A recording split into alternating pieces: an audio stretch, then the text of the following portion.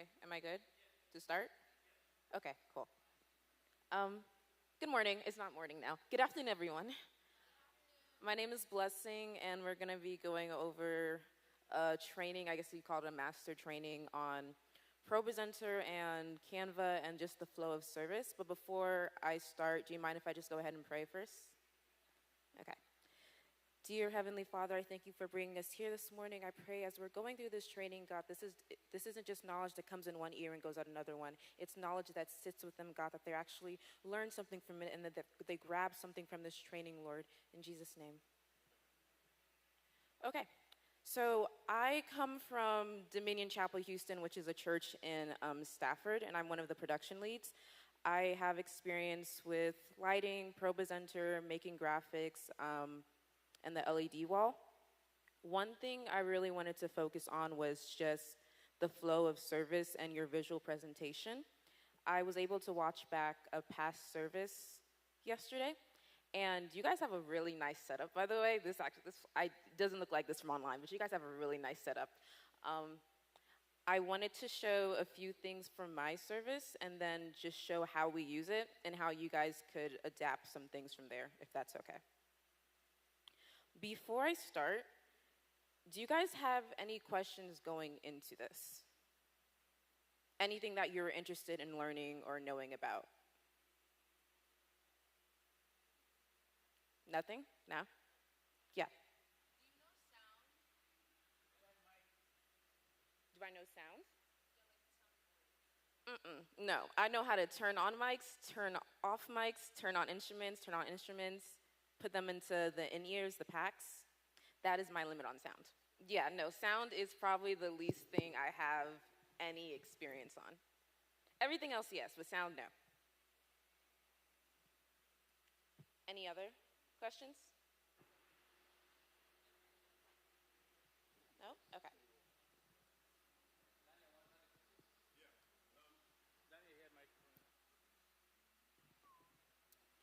Okay, I would love to get an introduction on what specific parts of the service you'll be teaching us, and um, I guess it's going to be graphic, so just an overview of what we should expect from today.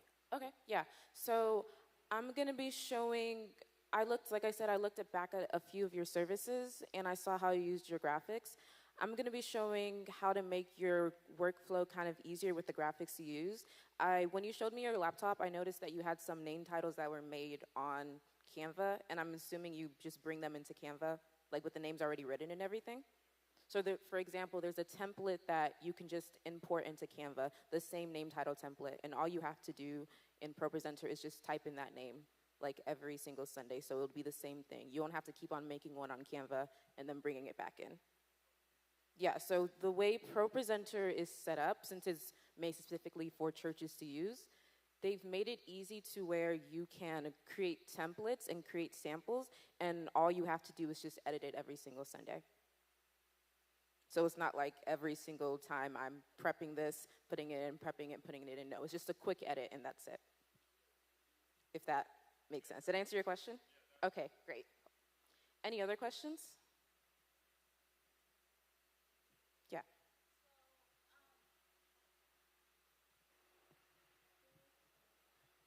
So you said that you watched back like our service. Like, was it just one service or like multiple?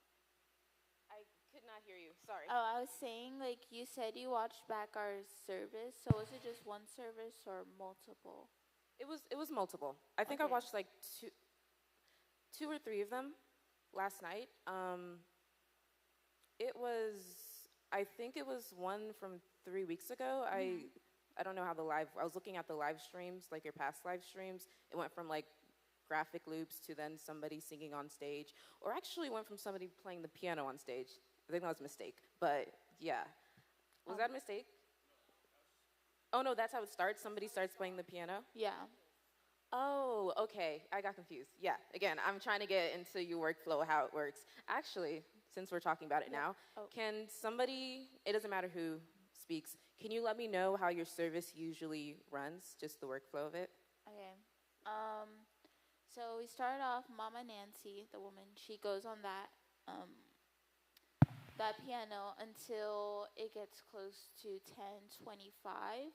We put up a timer at 10:20 so everyone can come in here. 10:25, the speaker comes for opening prayer, and then we go straight into praise and worship, and then we go into ministry time, where it's like a little bit of praying after praise and worship, and then we start doing announcements, and then we do offering, and then that's the message after that, right? Yeah, and then afterwards, release the kids or whatever, and then we do the message of like the service, and then that's it. Okay, so do you guys show two different views for in-house and then online audience? Most of the times, yes. Not usually, so that's Not not. usually, but we started doing it. You started doing It it. depends on what we want to project on that day. Okay, so is the workflow going forward, is it that you want to show two different views, one different for online and one different for in-house?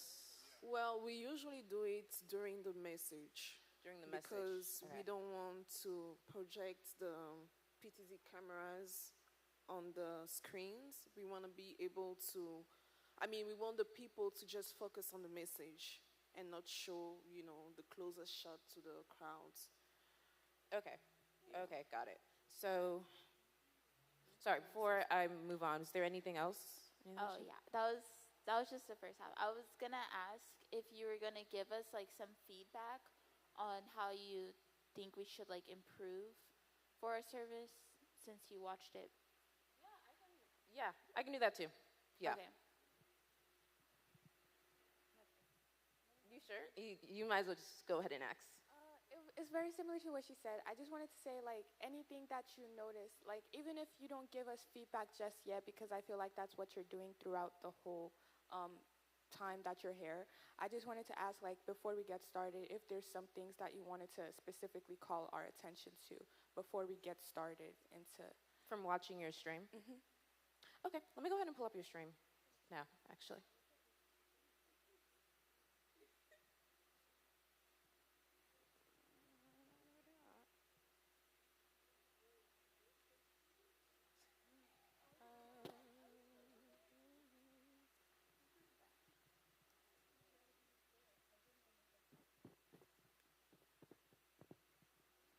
The Let Us Pray, is this a service or is this something? It's a Friday prayer meeting.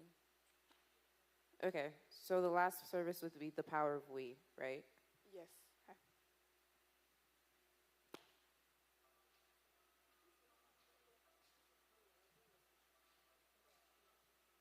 Okay, so when you start your streams, this is intentional, playing the piano and then going into the graphics loop. Okay.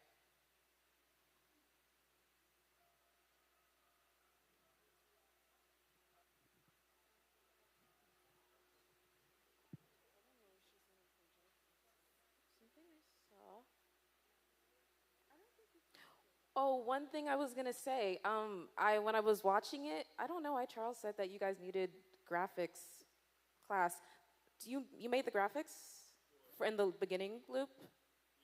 They're really nice, actually. They don't seem like, how long have you been making graphics? 6 months, let's say. We've been making graphics for 6 months, right? And it's not just me, it's team effort. Everyone contributes to different pages and all that. Yeah. I actually don't have any feedback on the graphics. The graphics are really nice. The only thing that I would say is, and this is something that we have to work on too. Can I interject a little bit? Yeah, sure. Go ahead. So this training is not because we don't know what we're doing. It is to enhance and move us to another level.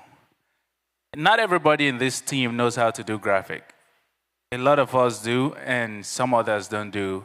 And we want to be able to do more than we're doing right now. So I appreciate you checking where we are, but not everybody is at the same pace. So just give us what you have based on what you've seen, your assessment, and let's move on. Let's not dwell much on what we know and what we don't know. Does that make sense? I know we spoke and we talked about lower thirds, we talked about Photoshop, we talked about how we can even use Canva differently or better. So just download to us as much as you have. So you don't want me to go back through and pick out moments where... Well, we can do that. We can analyze videos, criticize, and see what can be better. But I don't think that we have that much time to do that today, like right now, as we're here. If we have questions for you, answer them, definitely. But I think it's not an appropriate time to be doing the review right now. Okay. Because we're already here, and we're here for the training. Okay.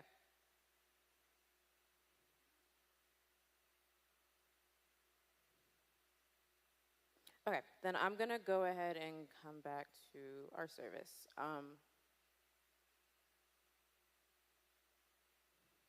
Okay, so like I said again, when you're making graphics or anything just visual like for a church, the one thing you want to remember is that you don't want to distract from what's happening in the service. Production, creatives, anybody that's supporting a service, you're meant to support and you're meant to enhance, not to distract or take away. So that's one thing that's always in my mind, whether I'm preparing a graphic or design for a ProPresenter or something for the back screen or anything like that. You want to enhance and support, not distract. Also, another thing I wanted to mention is taking the time to prepare. I, again, work in a church. I know the last minute things, sometimes they give you things last minute and stuff, but if they do give you things ahead of time, take the things that you have, think about, okay, what can I do with this creatively? What can I make out of this? I want to go to, Charles, can I display, can you share what's showing on this screen? Thank you.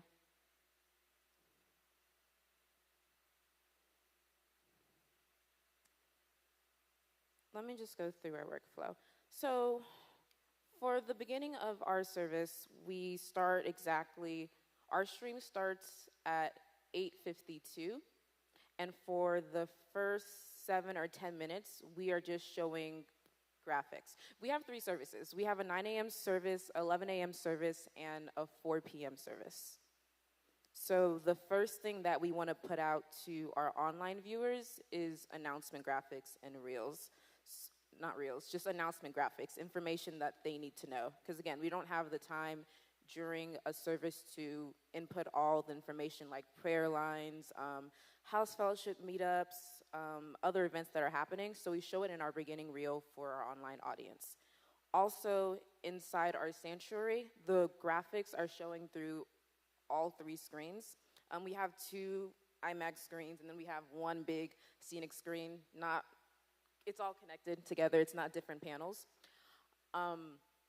Again, we're not doing anything during that time. It's literally just the graphics showing, so we don't have prayer. We don't have anything else like that happening, so that's why we can do it. Right after it shows, we go to, and also, all of these graphics that you see, let me let them play out for a second. Sorry.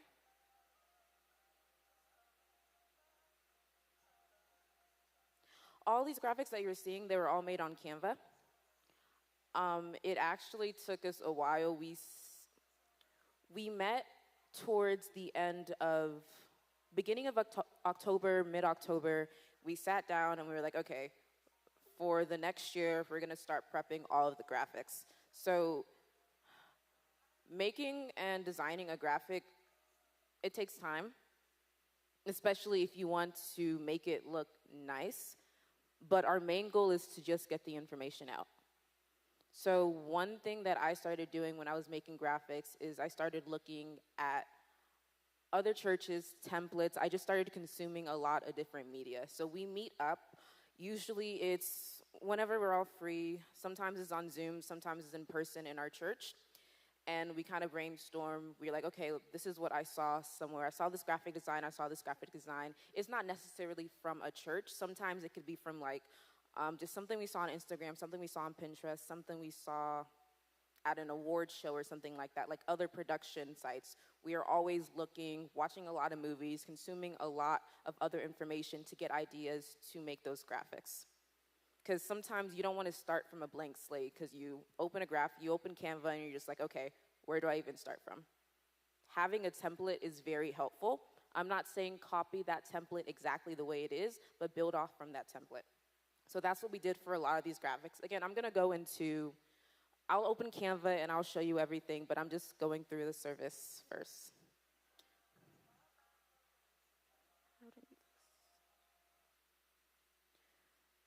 Okay, so let me just skip through all this.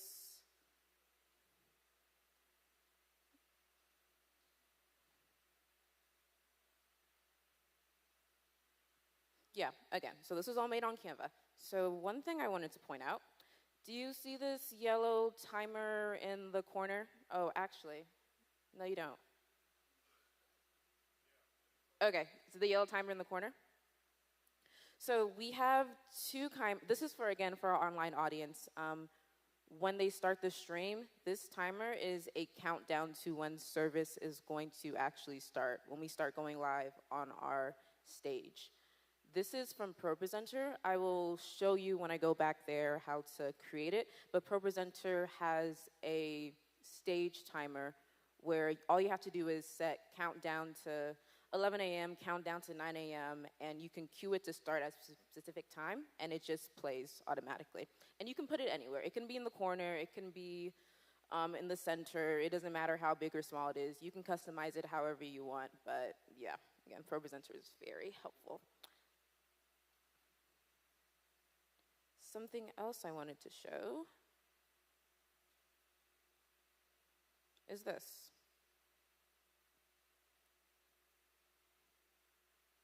Okay, so after it hits 2 minutes in the corner, our main 2-minute timer starts to when service is gonna happen. Again, the yellow timer starts at 10 minutes and then it goes into this big thing. So this is a photo reel that was actually made on Adobe Premiere Pro, but you can make it anywhere. You can make it on CapCut, you can make it on Canva, it doesn't matter where you make it. These are different photos from different people from our services that our photographers took. We just put it into a photo reel slide, and we just downloaded a 2-minute transparent countdown timer, and we just slapped it on it, and that's it. This actually takes maybe like 2 or 3 seconds to make. It's not much. Again, I'll show you how to make it in Canva, but this is just so everybody in our audience will know, okay, in 2 minutes, service will start, and we're going live on stage.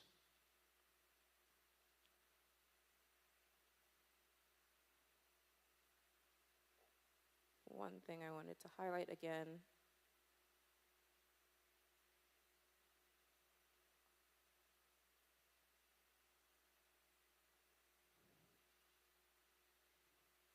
Okay, so once our service starts, throughout our services, we use lower third designs. We have it on our screens, and it was mostly for the online audience, but now we show it on our screens as well. This is so people can know who's speaking. Like usually when you go into a service, somebody tunes in online, they're like, oh, who's talking, who's speaking, and you can just scroll back. We have name title designs for everybody that's speaking. Our online host, when they're opening up service, we have a text welcome to 812-DCH at 8357 for anybody who's new and wants to learn more about DCH. They always say that in the beginning of service. This is just so we're not disconnected from our online audience. Because, you know, watching something online, you can be like, oh, this is happening, but I don't feel connected. We have a Connect team that is connecting with them, with the online audience during service. That's a whole other thing. But they just gave us the information. They were like, hey, we want you to create something to where somebody that's opening up service can be like, if you're watching online for the first time, you want to learn more about DCH, text this number. So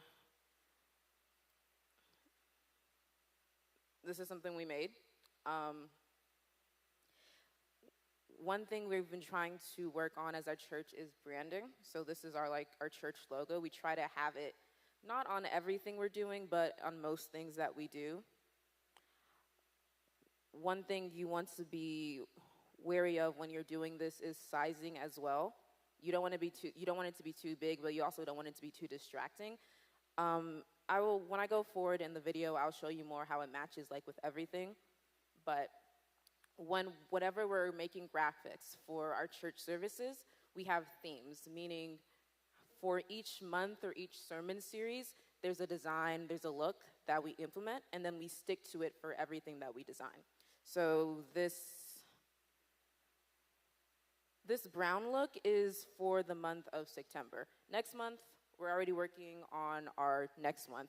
November, working on that. December for the holidays. We kind of change it each month, so it's something general, and we use it every single Sunday. Some churches don't do that. Some churches use it for the next 3 months, the next 4 months. It's completely up to you, whatever you guys decide as a team, but it is helpful. So whenever you're showing something on that screen or lower third, you guys are not always thinking, okay, what am I putting up this Sunday? What am I putting up this Sunday? It's helpful to stick to a general look, especially if you're a team of volunteers, because it's not a paid job. Again, you want to do the best. You want to do the best that you can do, but at the same time, there is a level of commitment that volunteers have that is different than workers, which is totally understandable, but still. Yes.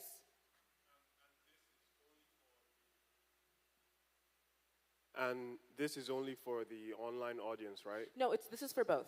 For both, okay. Yeah, so I wish there was an image of our screen. Let me see if I can find a camera 2 look.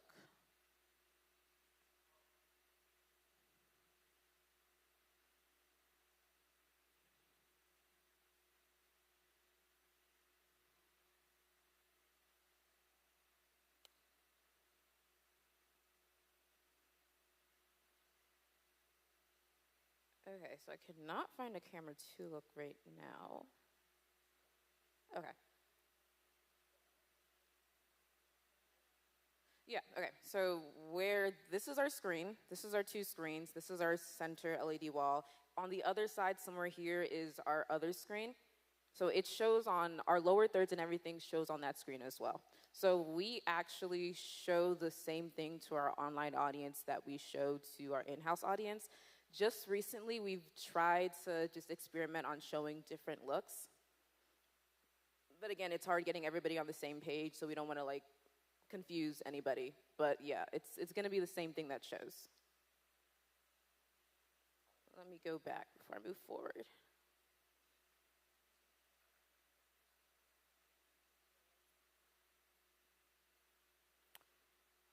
One thing else I wanted to show was the name titles.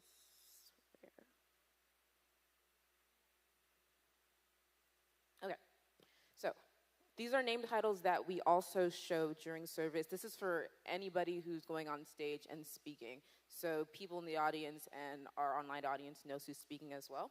So this gray DCH little bar, that was made on Canva.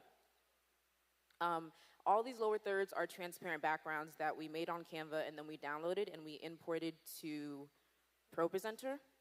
The name itself, Nkechi, that was typed in on ProPresenter. So what we did is that we imported that lower third, just the DCH, the gray design.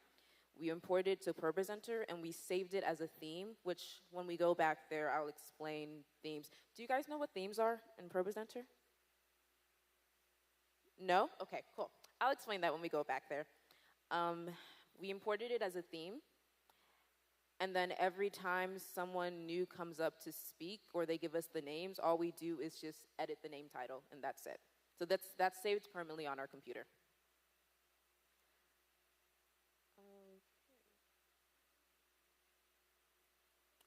What else do I want to show?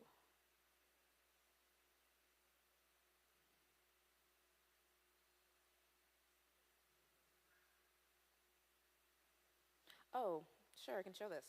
Yeah. So something different that we implemented last year or the beginning of this year is the way that our lyrics look on screen. I think towards the beginning of last year, we had lower third lyrics, meaning the lyrics were on the bottom of the screen. We don't normally show our lyrics on this back wall. We actually just kind of keep it there. Sometimes if it's a new song, we would show it on here. We actually don't use Resolume, we use PVP, which is similar to Resolume, but not really. But yeah, the only thing that's connected to those two screens is going to be our switcher board, and then ProPresenter is taken in from the input. So one thing we did is we created a transparent video that brings in our cinematic black bars, which should be happening any second. Now or not.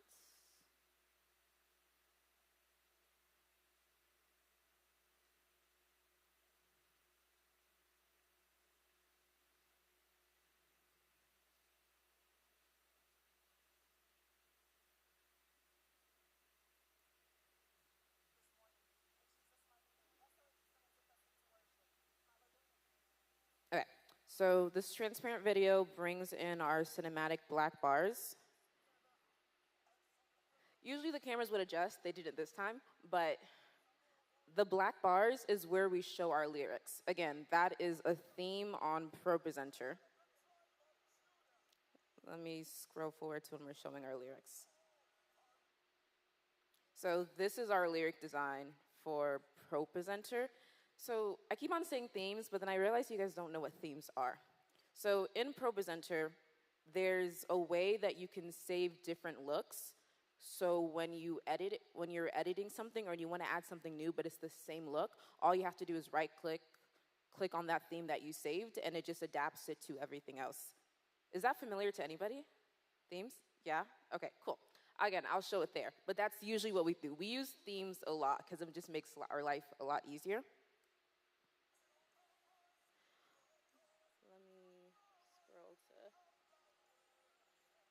Again, we only put lyrics on the back screen sometimes, not all the time. But one thing I did notice, I know I wasn't supposed to say any feedback from your service, but I just wanted to say one thing. When I was watching your services, one thing that you guys wanted to be mindful of is what you show on the back screen. Again, I do a lot of the scenic screen. I think I did it this past Sunday too. You don't want it to be too distracting that it takes away from the worship that's happening.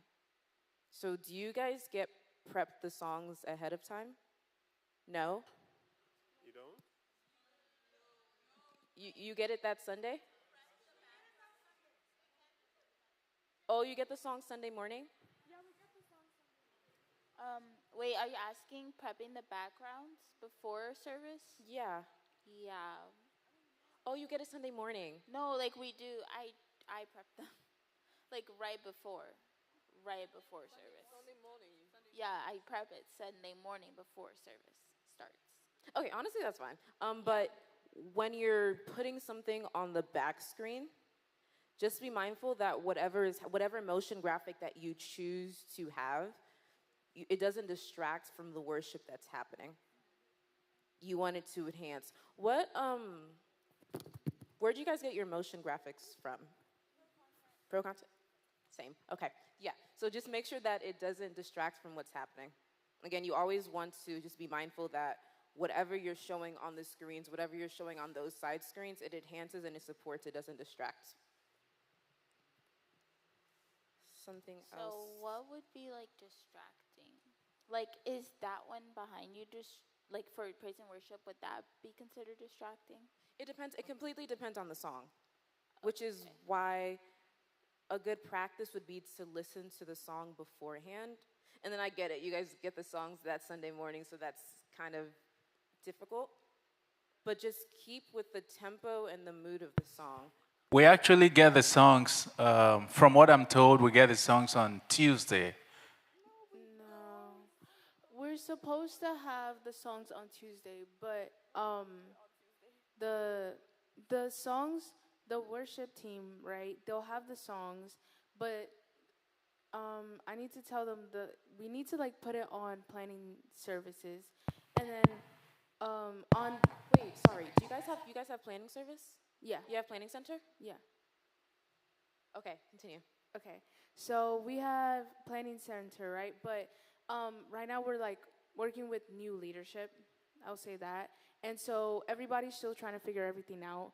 So the songs aren't being put up on time. Even though we've picked the songs, I don't think that they're being put on planning services.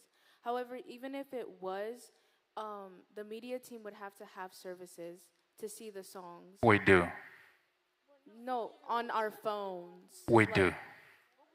So we have planning center, and last week Sunday I spoke with the leadership.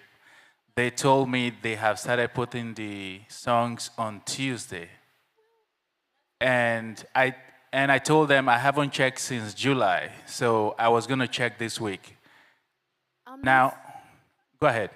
okay, I'm not saying that we don't have planning center at all. Like we have it. I'm saying that the people who do pro presenters should have it on their phone so that they see the song through the week. They have it installed on this computer, and But we only have access to that computer on Sunday morning. oh, I get what you're saying. I have it on my phone, and I can share it with the media team. It's just that every time I have checked in the past, we didn't have the songs there. So that's why I asked her last week Sunday, and she confirmed to me they've started putting it every Tuesday. I have checked. As of yesterday, the songs were not there. Now, I'm just saying they told us they put it every Tuesday, so we can give them the benefit of that to start checking going forward. But to answer your questions, we don't get the songs on time. Okay. I have a suggestion, but I can talk about it afterwards. Were you going to say something? Yeah, I wanted to ask a question. So, from what you're saying, you don't do any direct Canva to the screen in anything you're showing to the audience and online. Everything comes from ProPresenter. That's what you're saying. No. Cameras all come from the switcher board. No, Canva. You don't push anything straight from Canva to the screens and all. No, yeah. Everything comes from ProPresenter. So there's a way that we organize ProPresenter this. So that's why I was asking if you guys have Planning Center, because the way we use Planning Center is that our worship team has their own Planning Center. Production, we have our own Planning Center as well. So we are able to see our worship team Planning Center. They don't send us our songs. They have their own Planning Center to where we see what songs they have by latest Tuesday or Wednesday. They have like the songs up. Even if they change it, we're double checking to make sure, because sometimes they don't tell us. And then we add it into our own Planning Center. And Planning Center and ProPresenter, there's a way you can sync it on ProPresenter to where when you import the Planning Center service, it just imports the whole service on ProPresenter. So you're able to arrange it like that. So instead of manually creating services on ProPresenter, like adding a header, doing this, doing that, all you have to do is import it. It creates its own headers and everything, and you're just adding in the information, if that makes sense. You do have that. Yeah, we have that. We have the thing with all the songs, and then it has the header. So sometimes the only thing that we have to add is the actual lyrics to the song, and like, other things like the mission and like the grace and stuff like that. So we do have. You do have that. Okay. Yeah. My only saying for the worship team is just to honestly bother them. Get on them, because that's the only way they're going to know. Because the thing about production. Sorry, Charles, this laptop is about to die. I don't know if there's a charger. Okay. So the thing about production is that it's also worship as well in what you're doing. So you want to make sure that when you're doing it to the best of your ability. So it's a two-way street with the worship team. So you want to make sure that you're communicating with them. And yes, sometimes it is hard because they have their own thing going on, but just let them know that in order for us to do our jobs or serve the way that we want to serve, we need to be able to have this at this time. Like eventually both of you guys have to adapt to the way things work, and you're still building a workflow, which is fine, but just communicate that to them. I also wanted to ask, Regarding the like backgrounds, right? Obviously, everybody can have their creative liberties, but what are some like need to knows like for putting the background? So what is too much for worship or solemn songs, and what is too little for a praise song? Like, what's the best, you know? So that's why it's best to know the song, because you know how some worship songs they start slow, and then it like the bridge it like builds up and it goes fast and then it goes back down. So that's why I was saying listen to the songs ahead of time, so you know how the song flows and you know what to put in the background. Again, it's the eye of the beholder. So whatever, everybody's gonna have like a different say, but then also knowing just the look of your church, how your church functions, how you guys want it to be super subtle, or there's some mega churches who put some crazy stuff up in the background. That's just how their church is. So getting feedback from your leadership, your pastor. How is this? Do you guys want something more? Do you want us to be a bit more creative with the backgrounds? Because every church has a different look when it comes to backgrounds and everything. Honestly, some things people put up in the background, I would say, okay, that's super flashy. But other people would be like, oh no, that's our church. We want it to be super big. We want it to be like that. So it's knowing the look of your church, knowing what leadership kind of wants you to put. If they give you creative freedom, go crazy. But also just be mindful that people are worshiping as well. So you don't want to take away from their experience. You don't want to take away from the worship. If a song like Phil Thompson, My Worship comes up, you don't want, well, actually some people do this, but you don't want like static TV screens going on in the background. That's the complete opposite of what his song is trying to portray. So that's why I'm very big on knowing the songs ahead of time, knowing what it is that they're going to be singing, and making sure that the visuals that you put up supports that, enhances it. I don't know did I answer your question? Yeah? Okay. Any other questions? No? Okay.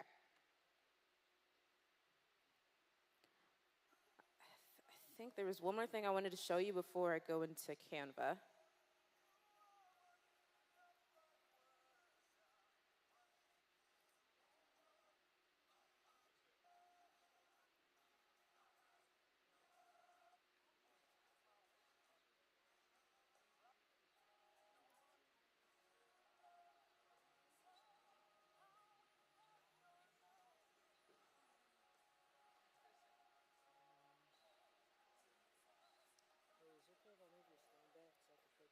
Yeah, absolutely.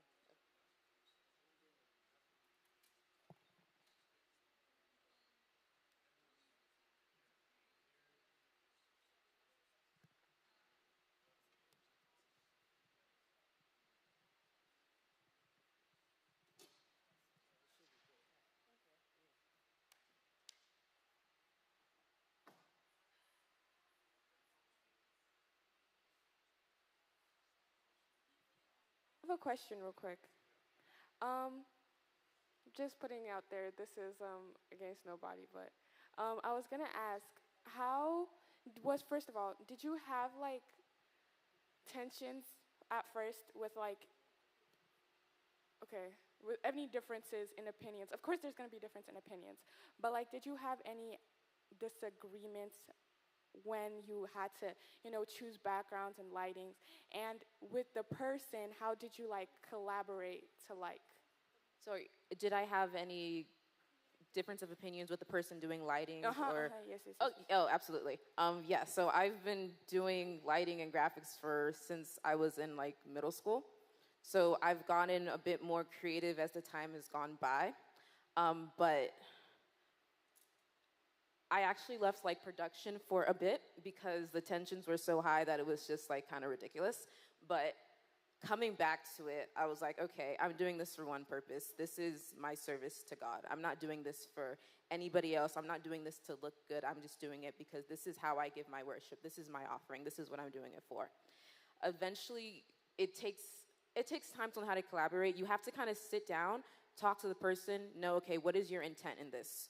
Like going, why didn't you want to show this visual? Why didn't you want to show this lighting cue? Like what is the visual that we're trying to portray? That's why I'm so big on the person doing the back screen and the lighting working together, because you don't want it to clash. Also, we have a director every single service, like we have that position. The director is in charge of basically everything that happens that's shown visually. Like scenic, our LED wall, lighting, camera shots, he calls all of them. So if the director gets on the headset and is like, I don't like this background, I want you to change it, I change it. I don't even think about it. I just change it. But we've gotten into the practice to where the person doing lighting and the person doing the screen is like, okay, I want to portray this visual at this point of the song. I want to do this. I want to do that. We do a countdown, 3, 2, 1. We show the visual, and then even at a point in time, it's like, okay, the camera operators love it, director loves it, camera 2, capture this, capture that. Production is storytelling. That's how we see it at our church. We see it as storytelling. So we have meetings, there's point in times where people are just like, oh, you took this shot, I hate it. You took this background, I don't like it. But at the end of the day, we all come together for one thing, in service to God. Like, we know there's no malintent in the end of the day. Nobody's saying this because they really hate the person. Hopefully nobody's saying that because they really hate the person. But in our production team, nobody's saying that because they really hate the person. There's always a good intent behind it. Just sit down with the person, be like, okay, what was the issue behind this? What do you want to do going forward? What can we do to work together to collaborate?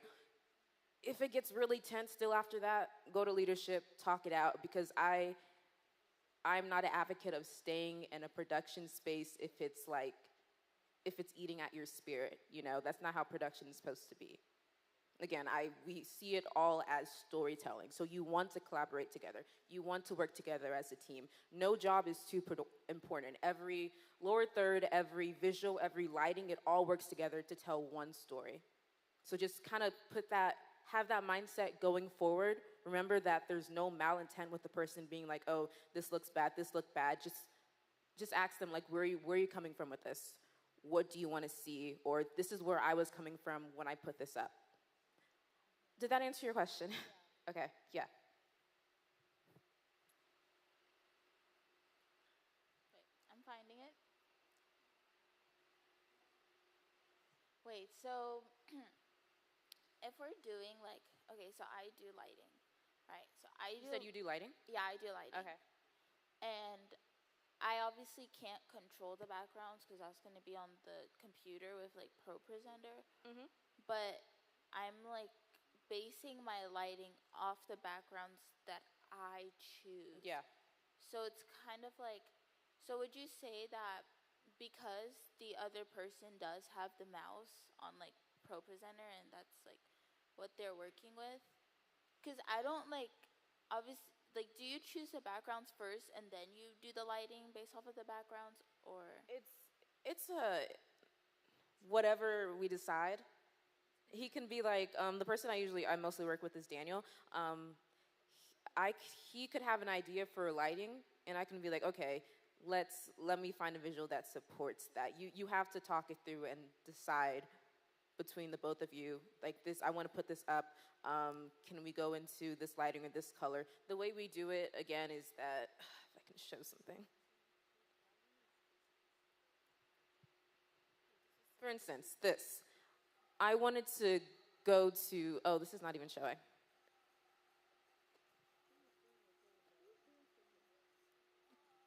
Can we go back to the laptop?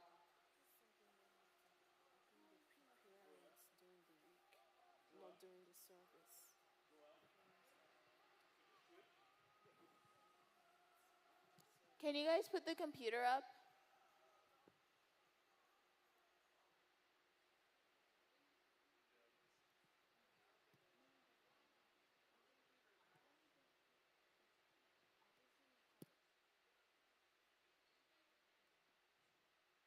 Is it not working, or do I?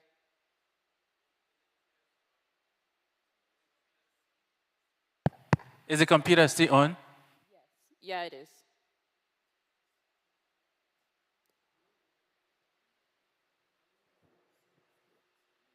Would it be easier if I just come back there and just do it from there? Would it be? I just wanted to show the computer on the screen.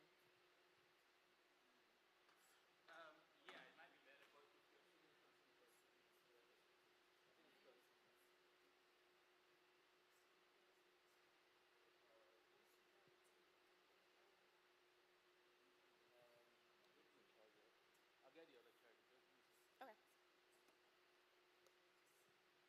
While we wait for that, yeah, it's just back to your question,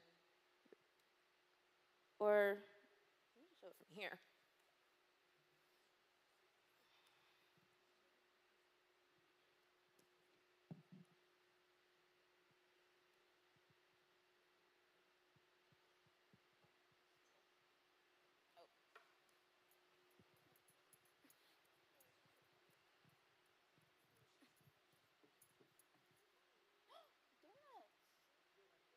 Donuts.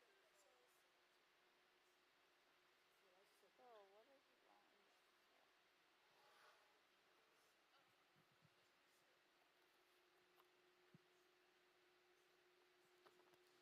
Can you guys see this? Who asked the question? It was you. Okay.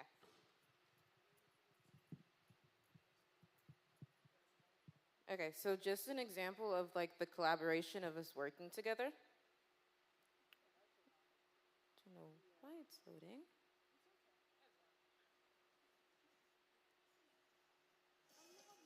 Okay, so we started off with a white and black thing going on.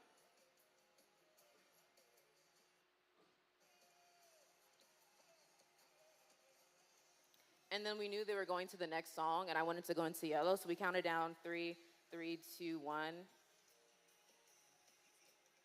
Once they go to the next song, and we moved into yellow. So it's pretty much the only thing I can think about is knowing the person you're working on with lighting and collaborate, just talking to them about it. So if there's a certain visual you want to put up and you want the lighting to support it, be like, hey, I'm going to put this up. It's this color. Can we go into this? 3, 2, 1, switch. Does that make any sense? Yeah. Well, I'm talking more so about like picking what's gonna go up there, because like I don't like. Well, I think of a certain color, but then also we have like a certain selection of background. So then I choose based off of that background. So it's like sometimes I want to put some stuff up that the pro presenter person might not like agree with. Okay, so Reslam, is that where you put? No, I'm lighting. Oh, you mean, okay. Oh, that makes sense. Yeah. You guys just have to talk it through. Do you guys get I know you guys said you didn't get the songs ahead of time, but before praise and worship starts, you at least know the songs you're going to be No, she's doing. here before me. Like, she gets to church before me, and she practices because she does lyrics as well. Mm-hmm. So she, like, practices with them, so she knows how the song goes. So I ask her, I'm like, how is it? Is it fast-paced? Is it slow-paced? Blah, blah, blah. And based off of that, I pick the backgrounds to go with the lights. Okay. Depending on what you're showing or how your lighting and your screen works together, your screen doesn't really have to match your lights, doesn't have to really match color-wise. It doesn't have to match. That's just something that people do or that we do to make it look kind of a bit more unified. But eventually, you're going to want to get to the point where it's like, okay, I want this look. I want it just like a blue wash of light. I want blue here. I want blue here. Like, you'll probably get to that point eventually.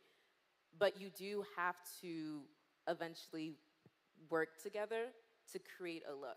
In order for you guys to, like, elevate your production, you have to, like, learn how to collaborate. So some days, lighting may want this. It may not work visually with the screen, but it's okay, let's follow lighting this time.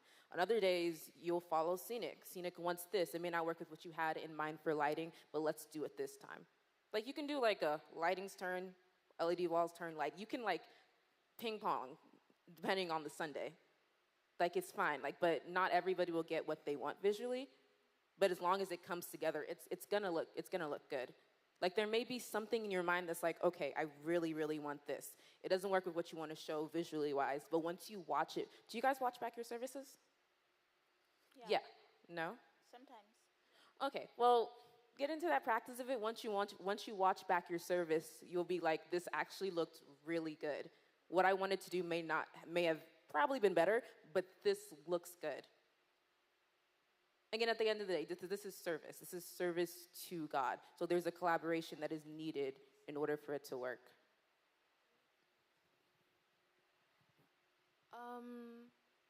I used to work on ProPresenter before, and I feel like one thing I just wanted clarity on is like you said, there's gonna be like creative differences, right?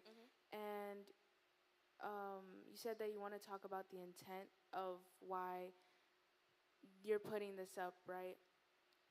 But what if like both people, lighting and ProPresenter, reach a point where it's like,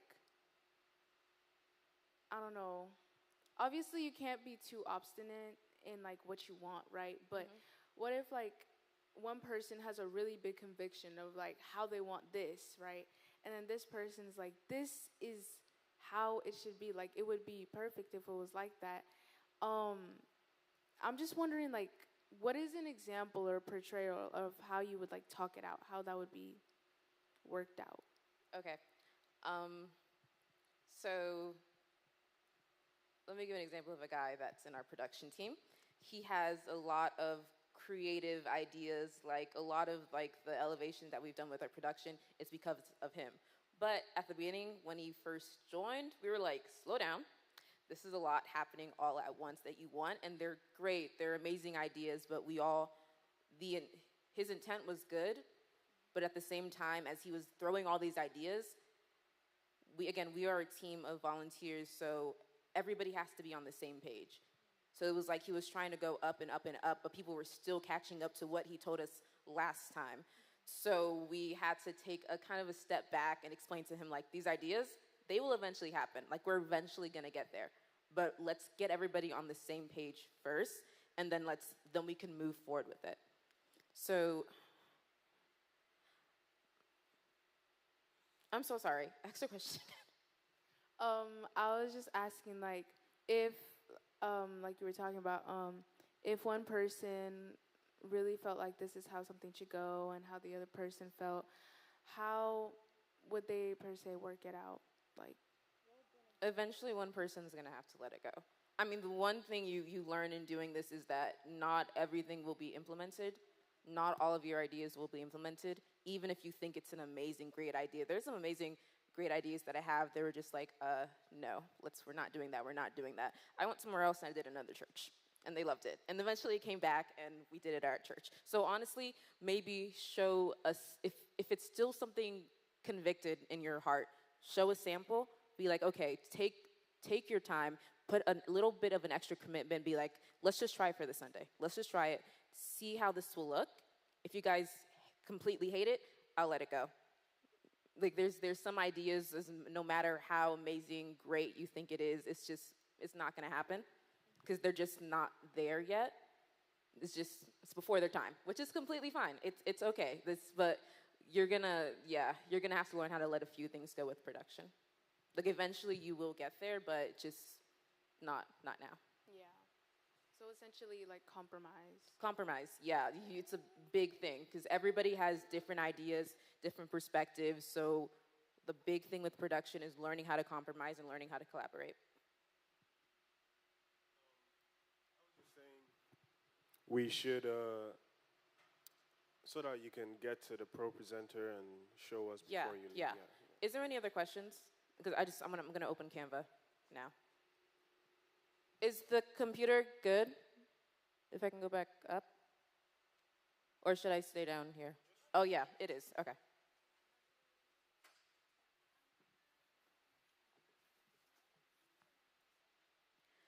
Okay, so I'm gonna go ahead and open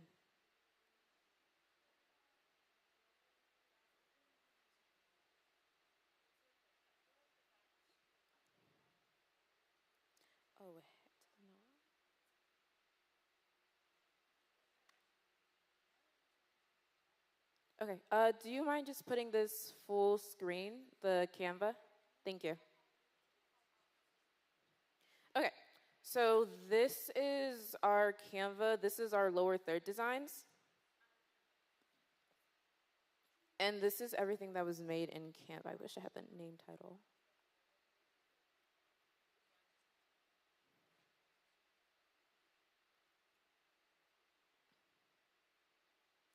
Okay. So the thing with Canva and the thing with going lower thirds, do I have to raise your hand if you're completely new to Canva, like complete beginner? No, so you guys have all used Canva in some type of way, shape, or form. So like text box, adding elements and stuff like that. It's like, that's not new to you at all. Great, okay.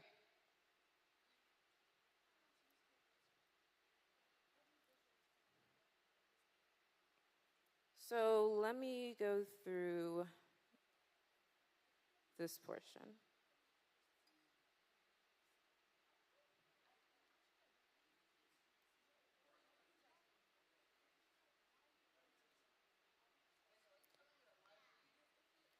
Can you guys see this better? Everybody can kind of see everything the words are saying? Okay. Okay, so the first thing we do when we go to Canva is that we keep in mind the size of our screens. Everything that we create is saved, I want to say 1920 by 1080, but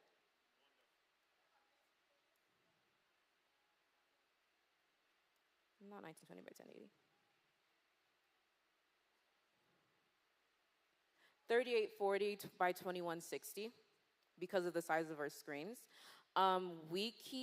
When you're creating lower thirds, you want to keep in mind that it's going to be, the person speaking, it's going to be below the person speaking, or depending how you portray the lower thirds. So keep that in mind when you're creating the ratio on Canva. And let me start with this. Okay, so when it comes to adding text on your graphics or on your designs, the one thing you want to keep in mind is that people are going to be seeing it and they're going to be watching it. They're going to be getting the information from it. You want to make sure it's visible. So as creative as you want to be with the fancy text and calligraphy, make sure it's readable. One thing we do is once we create lower thirds, we always test it on the screens to make sure people can actually see what it is. Same with QR codes as well when we're adding QR codes. This font is Anton. Yeah, I do have a question. Yes. When you finish, could you just give us some details on how you got that QR code? Because I see the DCH logo at the center as well. That looks pretty good, yeah. That's actually a website, qrgenerator.com. This is not even my laptop. We actually have an app to do that, QR Chimp. You don't have to do that. We'll deal with that later. Oh, okay. Yeah, so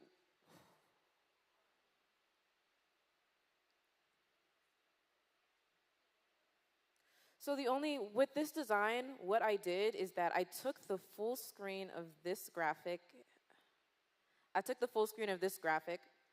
made it a bit smaller, added a white rectangle on the top, and I just added the two different fonts. Graphic. We can't see the graphic. Mr. Charles. Am I disconnected again? No, not you. Okay.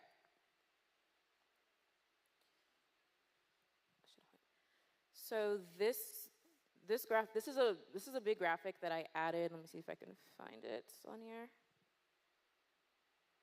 You guys know how to upload graphics to Canva, right? Cool, great.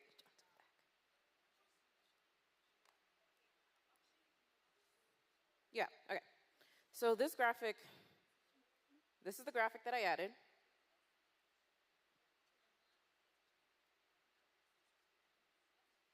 To Canva. So I was mindful with the fact that this brown graphic or the design, the branding graphic that I'm putting it on is not gonna show a lot of information. It's not going to show a lot of information. I just wanted it to show the DCH and the Lighthouse to All Nations. Also, this design was inspired by a lower third from Life Church. Have you guys heard of that church? Yeah, I get most of my like designs from inspiration and stuff like that from that church. Again, which is why I'm always a big advocate of watching other churches, other productions, everything like that. Even the news channel. There was this one time where they have, you know, the lower thirds that they show where they show the names and the things that are like happening. I get a lot of it from there too. There's in our midweek service, there's like a scrolling announcement that we have, again, which you can do in ProPresenter, which I can show you. I got that from a news channel. So I just added that graphic to there. And then the main information was text welcome to A12DCH and our welcome team will show you stuff. I made sure that it was on a white background so everybody can see the information. And let me just undo it. And I made sure the font was readable. I think my biggest thing with creating graphics, as fancy as creative you want to get with it, just make sure that the audience or the people that you're showing this information to can read it. And again, creating graphics, art, it's the eye of the beholder. You learn more by practicing. Just keep on creating.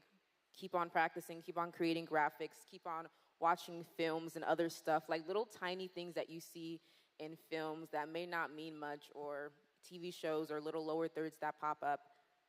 Those can spark creative ideas. What I do is my phone is full of just screenshots of like whenever I'm scrolling on Instagram or Pinterest or I see anything or I see something from an event that I went to, I would like take a picture of it and be like, okay, I want to create something based on this, or I want to create something based on that. And I would literally mimic that creation on Canva and kind of involve and adapt from there. Is there any questions so far? Nope? Okay. One thing else I want to show on Canva. I think this is pretty well known because when I was seeing your graphics on your website, you guys had it. To add a bit of enhancement to your fonts, the Canva has the style tab. Depth, is that the word you're trying to use? What? Depth to the fonts. Yeah, depth and other not, actually, no, that's the right word. To your fonts or anything, Canva has the effects tab. One thing that we're very prominent in using is the shadow effect. We use lift sometimes, and the splice effect. Again, this is based off the look of our church. We kind of created not a brand look, but how we kind of want our lower thirds or our fonts or our text and any of our lower thirds to look. We keep it the same to make it easier for us. Maybe we change it a little bit if it's like a holiday thing or something like that. We would add like calligraphy. Let me see if I can find a pass. Lower thirds.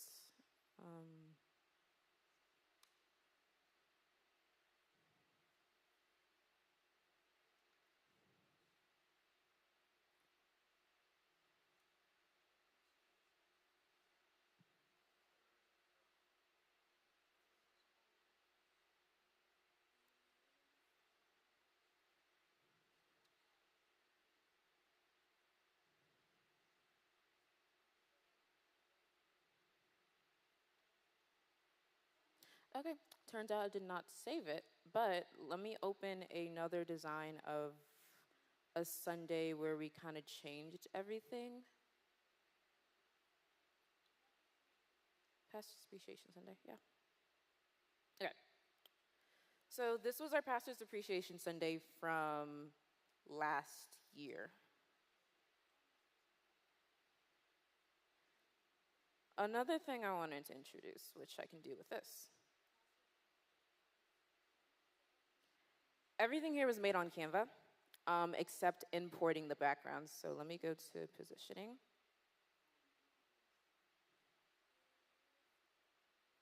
Okay.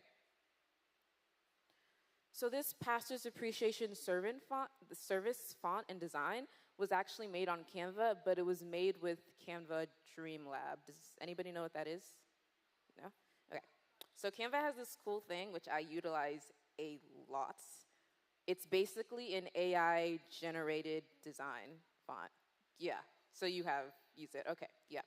I use that a lot whenever I want to create a specific design that you can't necessarily do in Canva. If you go to your designs, not your designs.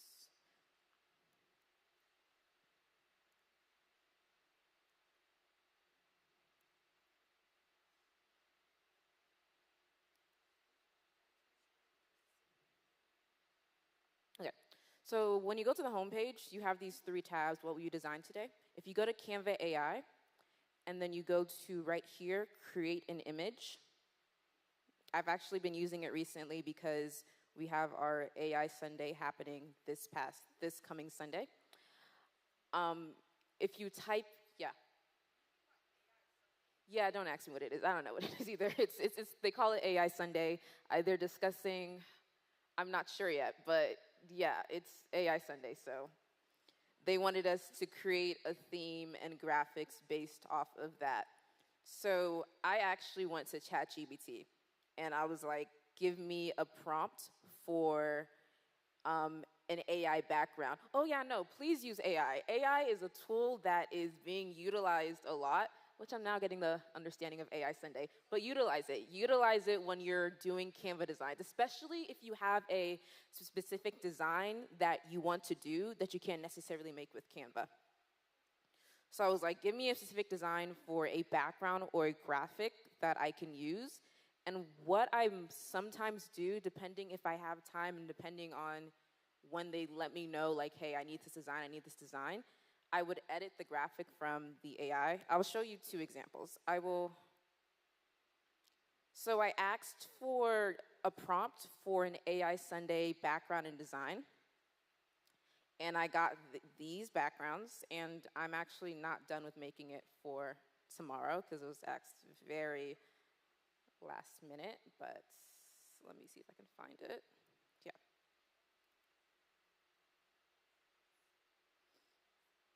This is completely AI generated based on the prompt that I put in. What I'm going to do, and I will do it as soon as, honestly, I leave here, I'm going to add a bit of background elements to it. So there's a way where you can take out, you guys know background remover in Canva? Yeah, so do it now because I'm going to do it when I get home. I already added another background to this, which I honestly need to delete.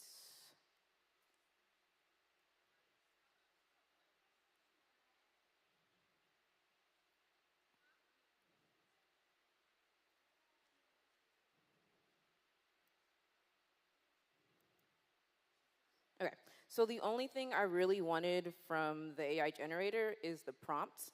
So is the design for AI Sunday. The background I was going to find or create myself. So what I would usually do like this, I would take this specific graphic. I'm gonna add a shadow effect to these prompts, and then later on in the day, I'm gonna search for another background that I can layer on it. Layering is a big thing when you're doing Canva designs because you want everything to kind of blend seamlessly. The best example I can give with this is, I don't know if this is still here.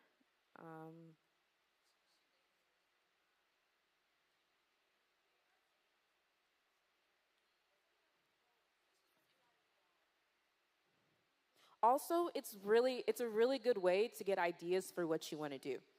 So, for instance, one of our themes, I forgot if it was in July or March or something, was customized for purpose. And in my head, I already kind of had an idea of what I wanted to do. I wanted like an image of two items, one that's like a rough sketch, and then one that is that exact thing. This was something me and my sister came up with for customized for purpose. And then I wanted the font to go from a rough sketch of it to like a polished font. And I was like, okay, I can't necessarily build that whole thing in Canva, but I can use Canva Dreamlab to build some of the elements and blend it together. So that is exactly what I did. I created a background from Canva Dreamlab, and then I created the image from Canva Dreamlab. And let me see if I can find the actual sermon graphic. Yeah, and I was able to make this. So these are all different elements. Again, guys, use AI. AI is a big tool. This is its own separate element. The light bulb is its own separate element. This polished light bulb is actually just an image that I got from just searching here. I just searched up a light bulb and I got that.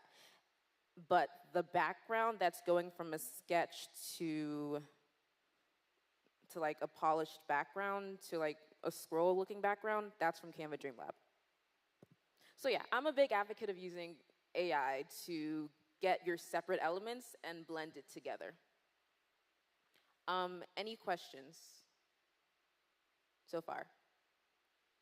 No? Okay.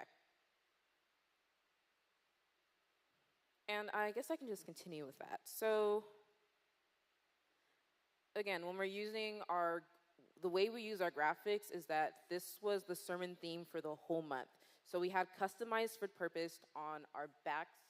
Oh my gosh, I didn't know this was here. Okay, we had customized for purpose on our back screen.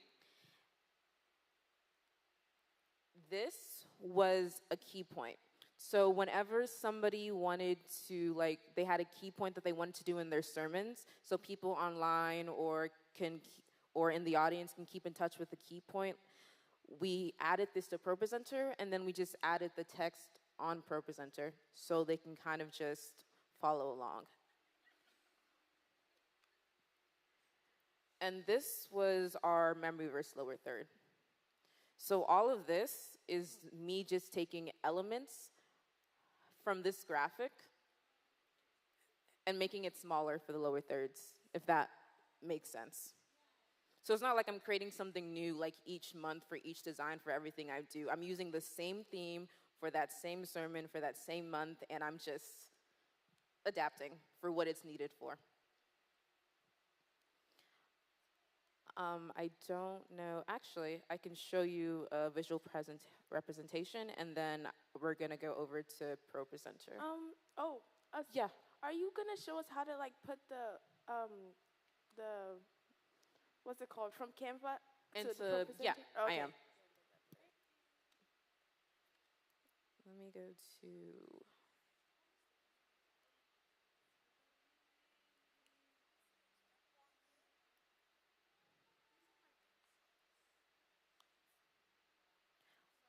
Could we connect the screen back? I'm just going to show you one more thing, and then we're going to go over to ProPresenter.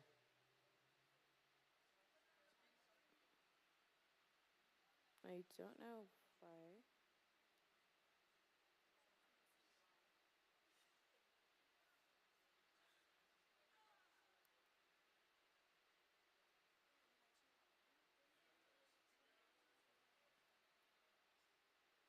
Okay.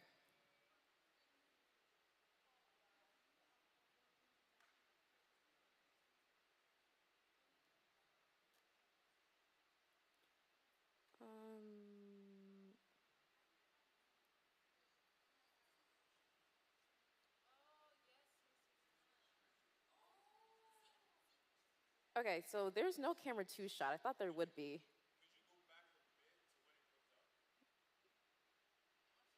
To when it comes up? Oh, yeah.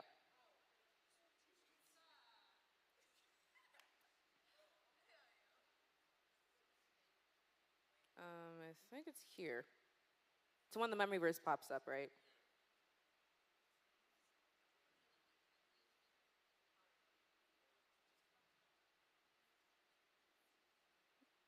He should be saying it.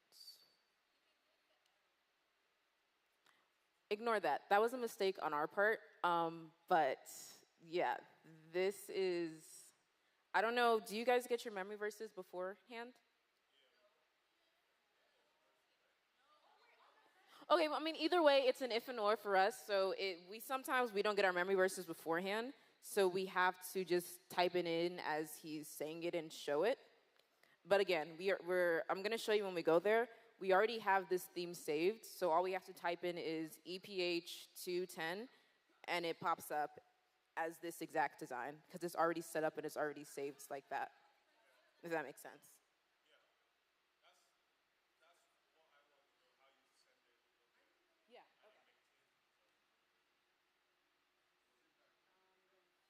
Something else one more thing I wanted to show, but I don't think we showed it in this service.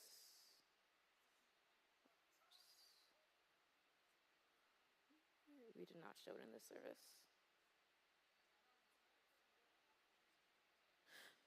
Which is fine. Okay. Actually, yeah. I'm gonna go ahead and show you on ProPresenter now how to import the lower thirds designs and everything. Is there any questions before I move over there? Nope? Okay.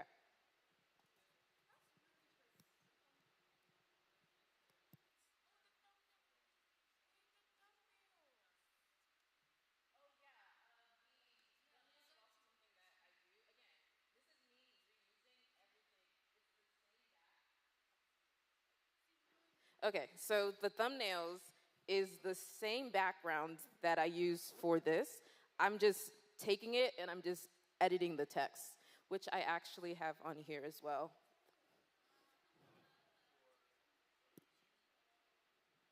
If this thing will move.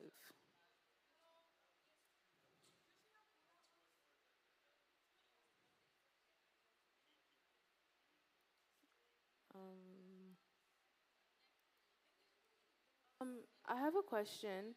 Go How ahead. many people are in like each like section of your media team? So how What do you many mean? people would be in media or would be in graphics, you know? Okay, so there actually isn't that many people in our pre-production point. So that's why that's why we have the system the way we do, where we created like a series a month and we reuse like the same designs, because it's really just me and my sister and actually pretty much it. For our pre-production portion, yeah. So we created a system to where if we needed somebody to be like, oh, we need you to create this thumbnail, we need you to do this. Everything's already pre-made. The background's already pre-made. We already have a theme set up. All you have to do is add the text. All you have to do is edit this, that's it. So we're very big on setting up systems. Our main production volunteers comes from our camera operators, our lighting designer, our LED wall, so somebody running our LED wall, and the people running ProPresenter. So we take the time and we set up everything beforehand.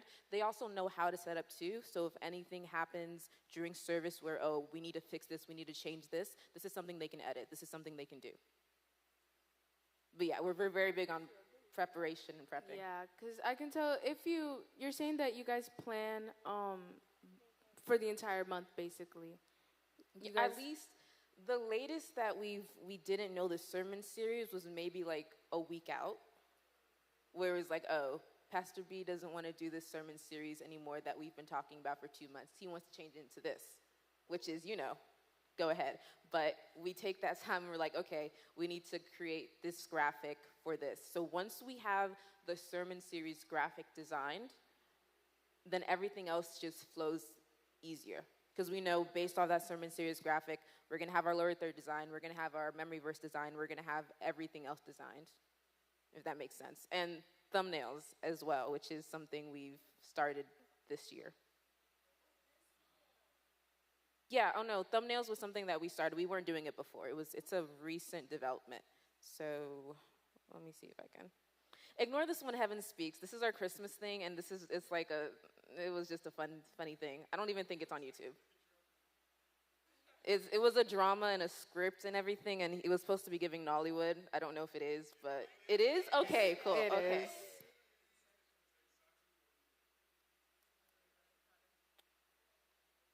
And yeah, well, this mouse is so weird. But okay, you can kind of see the layout. Yeah, you can kind of see the layout of it, of how these background designs Could you are all guys make sermon the- series designed. Okay. Yeah, so these are all sermon series designs. All we did is add a font, made the photographer, we have a photographer every single Sunday, and we have a photography team. The picture they're supposed to be taking is of the person preaching and of worship. They can take anything else, but every Sunday they make sure they take a picture of the person preaching and of worship. They upload it and send it to us, and then we're able to just upload it to Canva. You guys know how to make the picture transparent, right? Yeah. So they make it transparent, and then we just add it, and then we just add a text. That's pretty much it. We are very much big on doing the least amount of work for best quality. But then there are times where we sit for 4 months and we're like, okay, for instance, Christmas. I've already started planning that. Going through designs and drafts and stuff like that. It's a collaborative effort, so we're each sending in different ideas, designs, stuff we saw on another church. Somebody sent in a clip from a Grammy. They're like, oh, we want to try this entrance or this something like that. And people go crazy for Christmas. There was one church that had a camel, and I was just like, okay. But yeah, we're not going to use every single idea, but we're open to it to where we can start narrowing down and trickling everything down, and then just sitting down and kind of working from there. It's a very collaborative effort. We try to make it that. But yeah, for people who don't know how to make it transparent, when you go to uploads, and I'll just take this guy from AI Sunday. When you make sure you're clicked on the picture, it's BG remover, background remover, just click it, and it removes the background. Something you may want to do, let me introduce you to a few other things.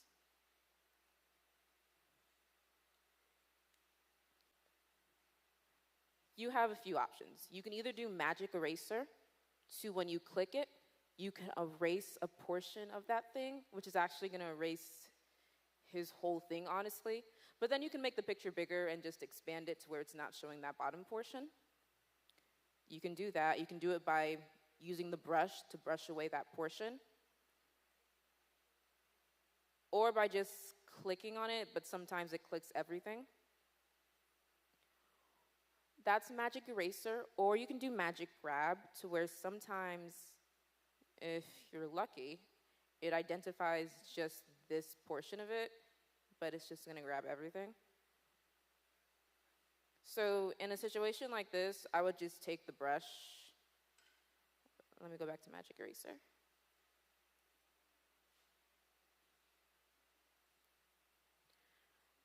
Brush this whole thing away. This is not perfect, but it's okay. Let's see what I'll do.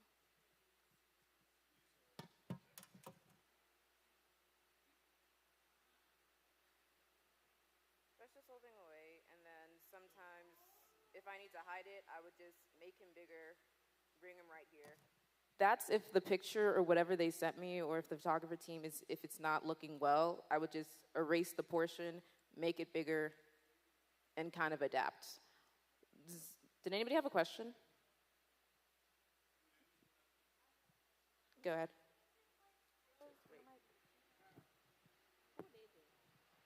How do you make the mic? How do you make the picture transparent? Because on the other side, because there's kind of two pictures of him. There's one of them that's kind of faded and kind of transparent. Yes. You know what? Let me just use this as an example, because you know what? Let me see if I've. Can we get her computer black?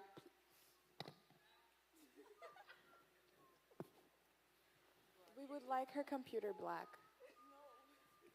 Is it not? Oh.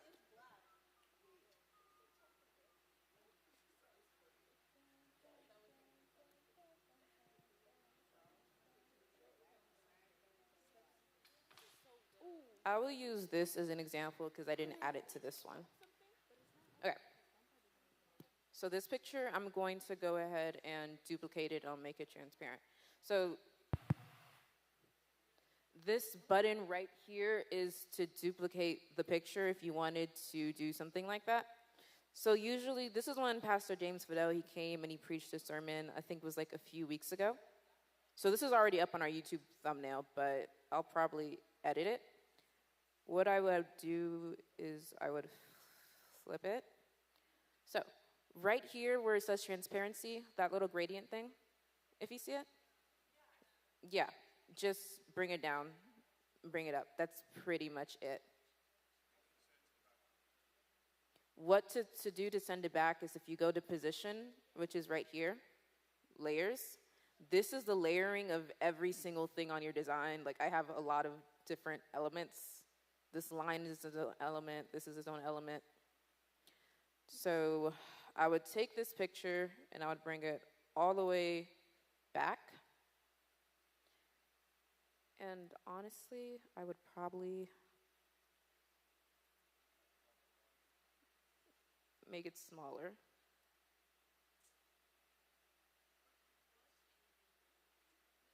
Put them right here.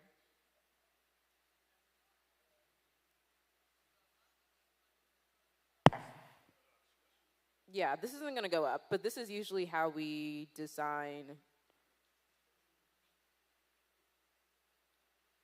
Or something else I would do is I would add another element to hide the bottom picture, to hide the bottom part. So let me go to something else that's a bit easier. Like this, for instance.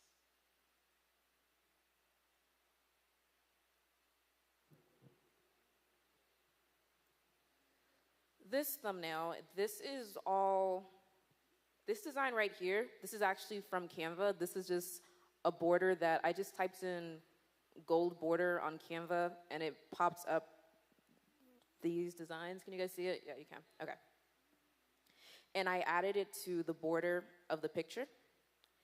This blue graphic design, that is a sermon series design that we did. It's faded and blurred in the background. And do you guys know how to blur graphics on Canva? If you go to edit, make sure go to position first, which is on top of here. Click the graphic, go to edit.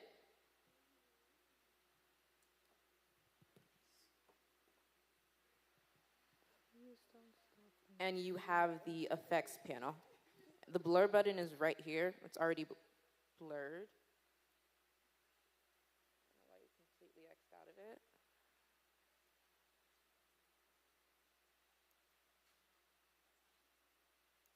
Edit. Okay, I don't know what this is because this doesn't pop up on my computer, but let me see if I can blur something else.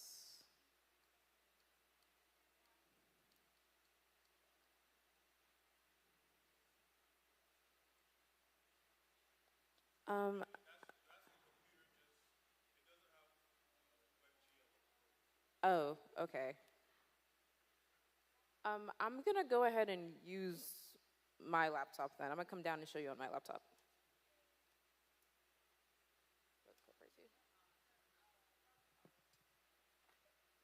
Daniel, please use your mic so we can have everything in the recording.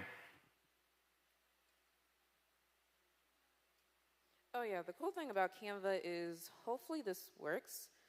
Somebody can be working on the same thing at the same time and it shows. Or it usually does. This is growth code part 2. I think you have to be on presentation mode or something like that. Right? No, it should be fine. Okay. Or let me see.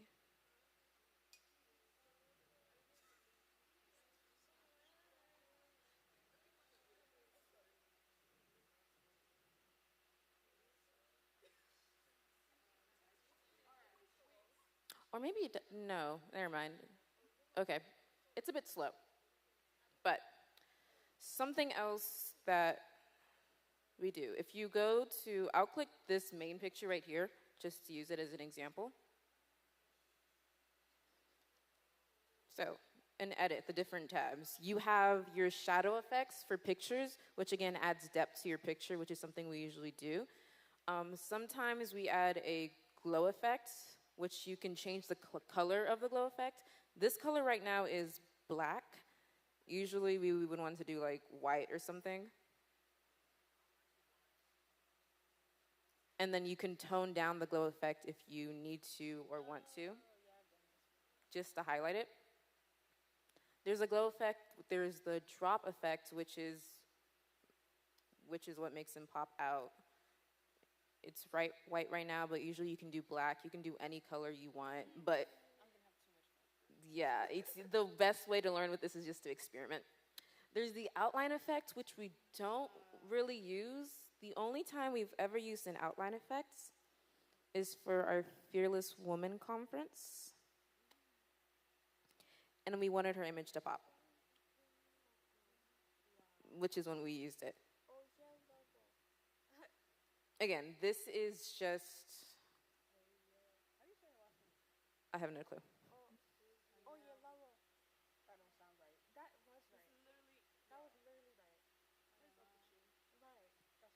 But okay, so we have the glow effect, the drop effect, the outline effect, curved effect, which kind of, this is not that noticeable with this picture, but it makes everything kind of curved. I actually don't usually use this, but you can if you want to. There's the page lift effect, which is similar to the drop effect, but if you were to, let me see, I'll find another example to use it. There's the angle effect, which makes everything angled. You kind of see how his shadow is kind of angled towards the way. There's that. And there's the backdrop effect, which if this was, it kind of adds a shadow cast to it. Again, you can control the blur amount for the background of all of it. You can make it super blurred or you can make it super apparent. You can change the direction of it if you needed to or you wanted to. And you can also change the intensity of it. Make it super apparent, you can make it super not.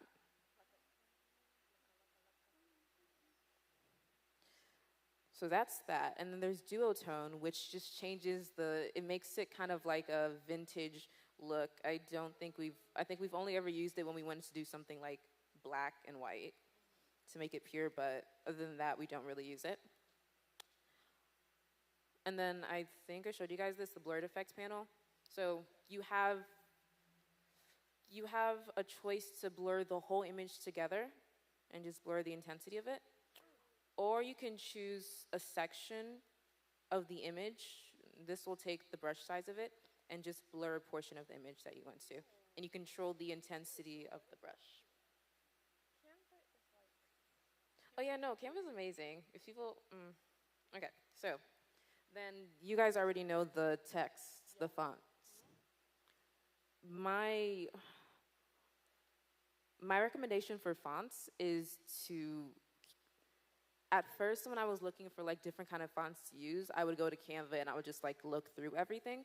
But if you go to Pinterest or you go to just like any font design website, look at the fonts that they have and then just find it on Canva.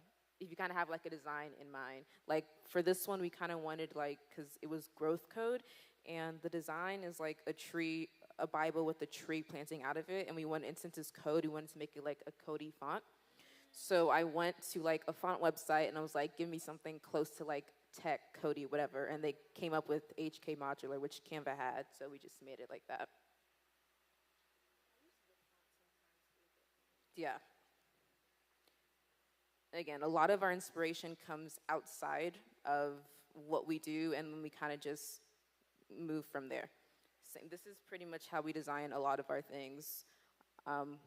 Make it a background picture, add a glow to the picture, add another one. This positioning is just brought to the back of the font, and we just made it transparent. And yeah, that's how we do our thumbnails. Again, font, Canva, you just play around with it a lot. There's a lot of tabs that people don't really use that makes a big difference. Okay, so I showed you all the effects.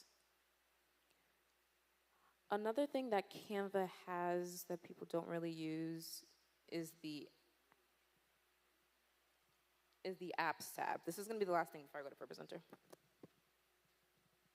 I know that you guys had a QR. Do you guys generate QRs on this? Can we have somebody, you put the JVC camera on that so we can have it on the recording?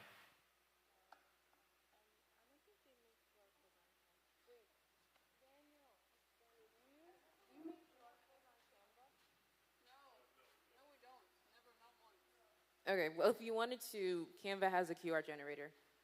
If you need it really quickly, if you go to the apps tab on Canva, which is at the very bottom of the program, just type in QR. They have multiple QR generators where just generate QR. Just type in whatever link you want to generate the QR code for. It has different templates and designs. You can edit it a bit more. If you wanted to add a background, you can. If you wanted to add a different shape or pattern, you can. And just click Add to Design, and it'll just generate it. If you need it like right then and right there, and you don't have time to go to whatever website you use to generate QR codes. Can you do a simple sample QR code right now? Yeah, so let me generate it for this. For this YouTube link.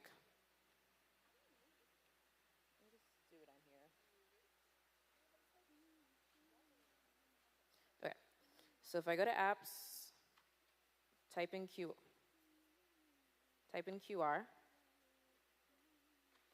generate QR code. I already copied the link, so I'm just gonna hit Command V to paste it. So QR code content would be right here, is where you would paste the link. I'm just gonna change it a bit. We'll just make it orange. And we won't change any of the backgrounds. You can also add a logo. Adjust Iris. Oh, you have my thing. Okay. You can also add a logo to the middle of it. I don't know why we paid for a QR code generator, but you can add a logo to the middle of it. We're just gonna add this. It's not really a logo, but we'll see what happens.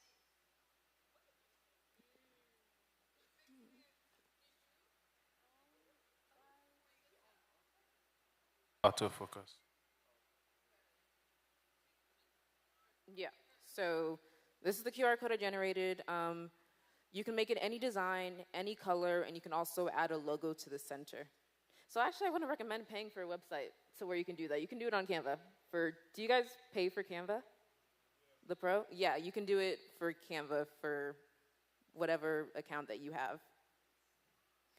One more thing I wanted to show on Canva. Do you guys have your logo saved on Canva? Okay, but so everybody knows where to find it, the branding.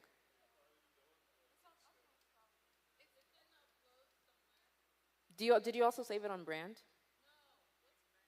Okay, so there's a branding tab on Canva, which is right here, where you can save different brands that you want to use. Since we have our Fearless conference, which is coming up, we have a brand saved for that.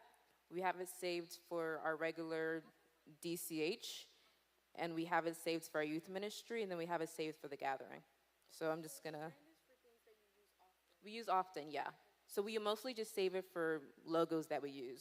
So we have a version of our DCH logo and a white version of our DCH logo whenever we need to add it to our graphic.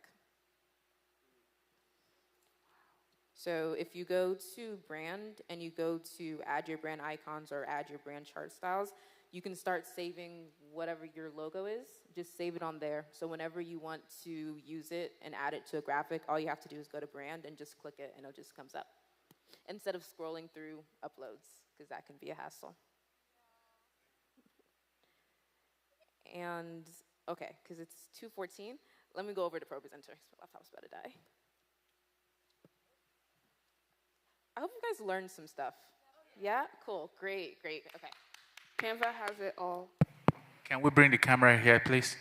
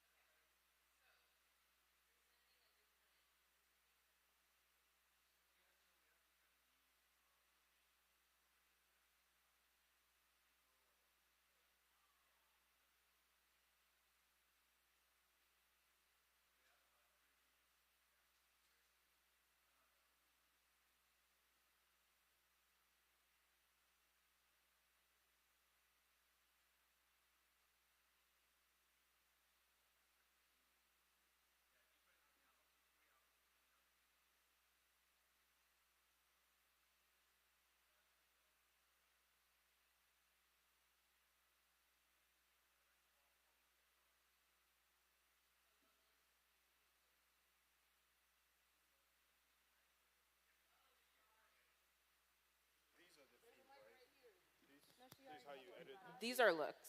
Sorry, this is really loud. This is, yeah, these are looks. So it depends on what. So this is being sent to the LED wall. What is lyrics? Where is lyrics and Bibles being sent? The lyrics, backgrounds, lyrics and Bible scriptures, those LED wall also. So we can choose to turn that off or turn it on. So you see that we have two BG and lyric. Yeah. One is BG and lyric, the other one is lyric and Bible. So the lyric and Bible goes to LED wall. And the BG and lyric goes out to the confidence screen and the switcher. Yeah. Okay. This confidence screen right here. So because of your looks, that's why it's not taking. You can create a new look and use that for this training. Okay. Because if you notice, there was one for the dental outreach, which I made. I remember when I called Tony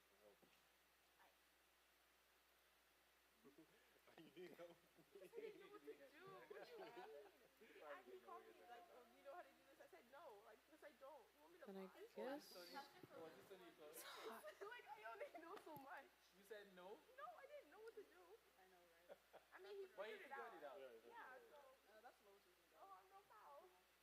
So before I default new.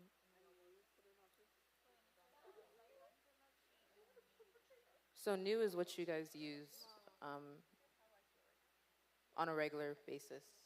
Say what? The look, new is what you guys use I think so. before I switch it. I don't, because I want to be able to switch it back to which one it was correct. Okay. So I just made a new one called Look One. We'll just bring everything back. Yeah.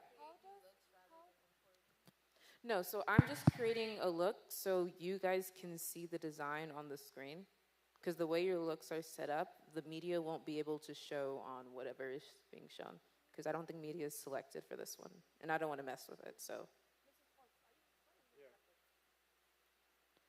But let me show you how to create themes. So you go to Theme Editor. And I would recommend organizing these themes. So whatever you don't use, you might as well just go ahead and delete it.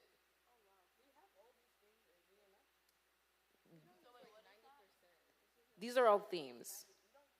These are themes. I don't want to say themes are looks, but that's the only way I can describe it. There's different like designs that when you select it on whatever you're showing, it will show that look on what you select. It's like a theme in PowerPoint, right? Yes, exactly.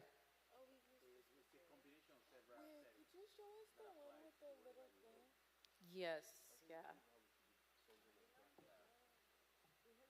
That is actually Stage Editor. Yeah. Stage Editor or... But it doesn't show on the. Can you? Oh, right. Sorry. I'm not talking to you. You guys just don't use props.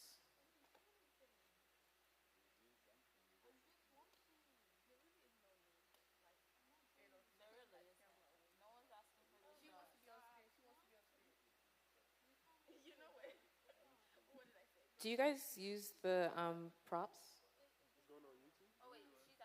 Do you guys use props? Props?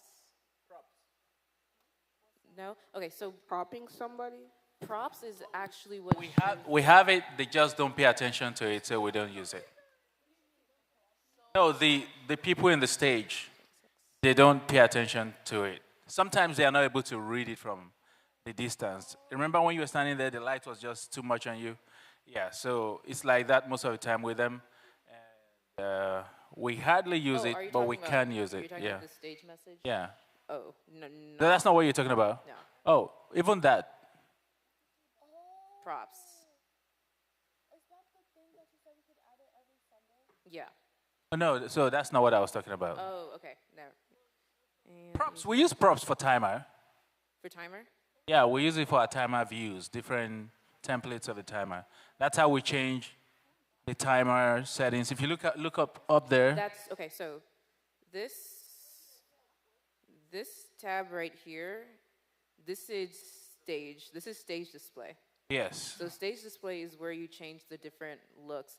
Sorry, I don't want to change it back to what was it before? Praise and worship. Yeah, it doesn't matter. We use, like I said, we Okay. created different views for the different service segments, and those only change with the time on that screen that you're seeing there. Okay. So if we started a prayer, let's say praise and worship time, and we give them 30 minutes, when the 30 minutes runs out, we don't stop it until somebody else comes on the screen, and then we go and start the other time and just change the props over there. That's stage display. Yes. The looks. Yes, This we don't. is just regular timer. But Yeah. props would be that corner timer that I was talking about before. Okay. That's props. Or a scrolling message, or say you wanna that's stage display. Yeah, or a scrolling message or something you wanna show that's on top of the media that you're displaying On the LED wall. on the LED wall. So we Or do not have on that scrolling message right now. Like that special announcement, that's a scrolling message. It will come up as green. You can try it.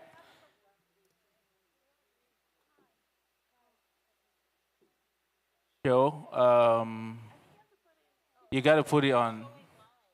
Yeah, because you got to change it here.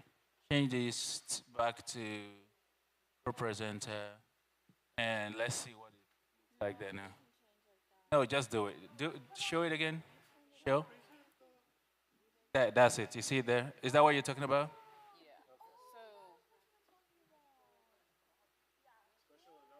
Wow, your setup is kind of confusing. Okay. Because usually it's the pro presenter is not connected to the back screen. It's connected to Sorry. it's connected to the switcher. It's connected to those two screens, and then we take. We can use it anyhow we want. Right now, that's how we're using it. But we can send the signal to the switcher as well and have the switcher person show it if they want to. Now, the advantage we have here is that we have multiple views from different computers. We may not necessarily need to do it from here. We can use another laptop, do the presentation from PowerPoint, and just do a scrolling text, and it will still appear.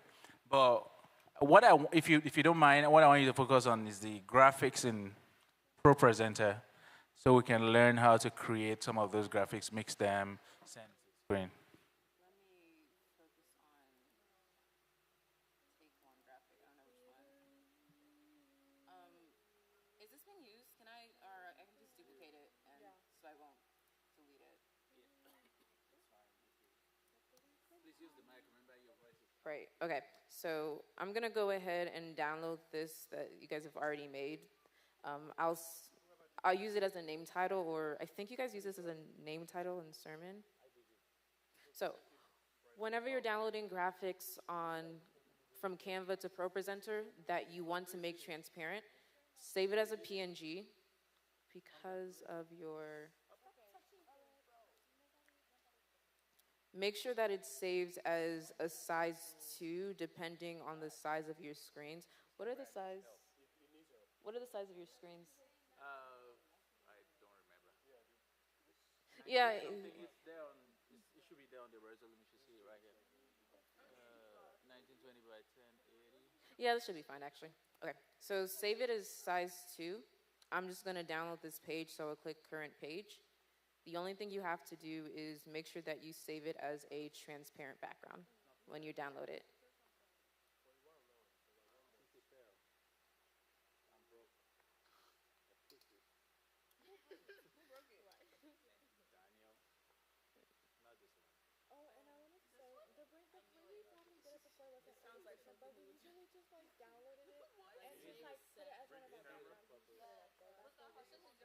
The name titles?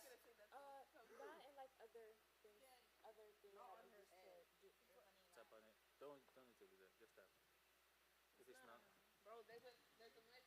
Just tap.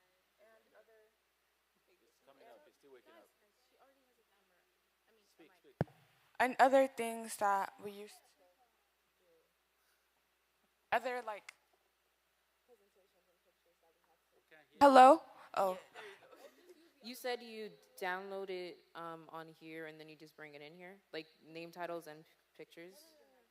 Name titles, just like photos and stuff, yeah, and Oh backgrounds. no, yeah, that's the same thing we do for this. It's just I don't know, it's a lot playlist. So that's why it is different. Well, because the way we don't display motion graphics from ProPresenter. We display it from our PVP, which is similar to Reslim. So, but the way we have our playlist set up is that we use Dropbox to save everything, and then we make folders for every single Sunday and every single week. So we would. ProPresenter has this thing where you can sync Dropbox, or I believe you can sync your Google Drive as well to it. It's a storage saving, cloud storage website. So we save all of our graphics and everything that we're using every single Sunday on Dropbox, and then we sync it on, we make it into our playlist. We make it a smart playlist, which if you go here and click new smart playlist, it just syncs from whatever we've added to that folder. So say we want to add something new, but somebody's currently on ProPresenter, they would do it from another computer and it would automatically just pop up here. So it's not disturbing the person on ProPresenter. So they keep the files updated. Yeah, but you guys have multiple folders. We have playlists for each Sunday, but I don't think we have like the specific. We have playlists for each Sunday, but I don't think we have specific like graphics that we use for each of those Sundays. Yeah, you know, and things like that. It's just fine. It's just so you guys said you had Planning Center. So is this all from Planning Center? Yeah, these are our past services. You don't delete it? You should delete it. You should delete it. Unless do you use past services? No. Yeah, you should delete it. Yeah, and you guys have 14 updates available. It's because sometimes whenever we have updates, we get a little discombobulated. Okay, yeah, no, that makes sense. So that actually may be why some of this stuff don't look right, but I'm just like yeah. Maybe a bit different. Cause okay, so I would say for updates with ProPresenter, do you guys have ProPresenter on something else though, right? On another computer?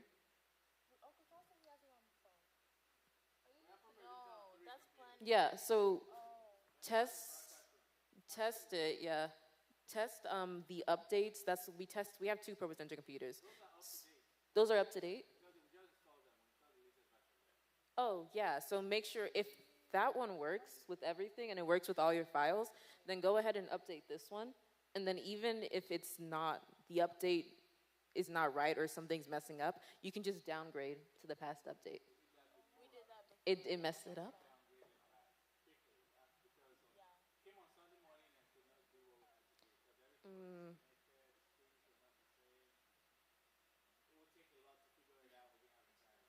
Okay.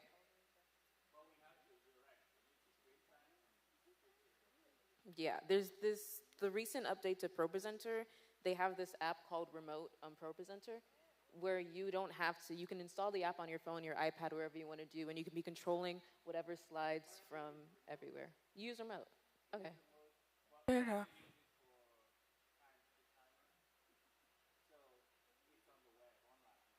Yeah, it's an app now. It's the recent update. So whenever we're inside the stanchion or anything, I think you can still use the app probably. It is on the App Store, but you have to have the latest update to ProPresenter for it to be able to work. Yeah.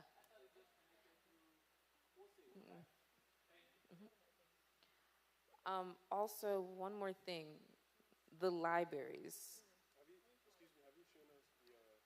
No, I'm so sorry. It's just I'm looking at the way it's set up. What are the all the libraries for?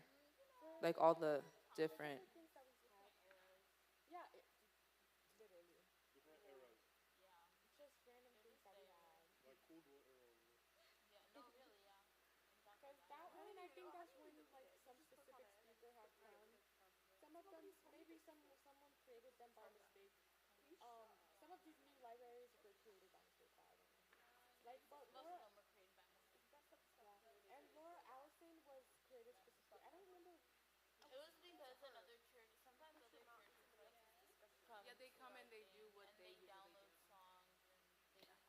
So one other thing, I'm gonna theme editor so I can remember to do this. Another reason why the computer may not be working is because ProPresenter it's a good software, but it's still finicky. So you want to be careful with the amount of libraries that you're creating on ProPresenter because it can be the one reason the update may fail is because it's overwhelmed by all the media that's in it. So maybe take the time to go through your libraries and sort them out by services, by songs and lyrics, and then make a playlist for recurring presentations that you use every single Sunday. So not everything is lost and the thing isn't getting overwhelmed.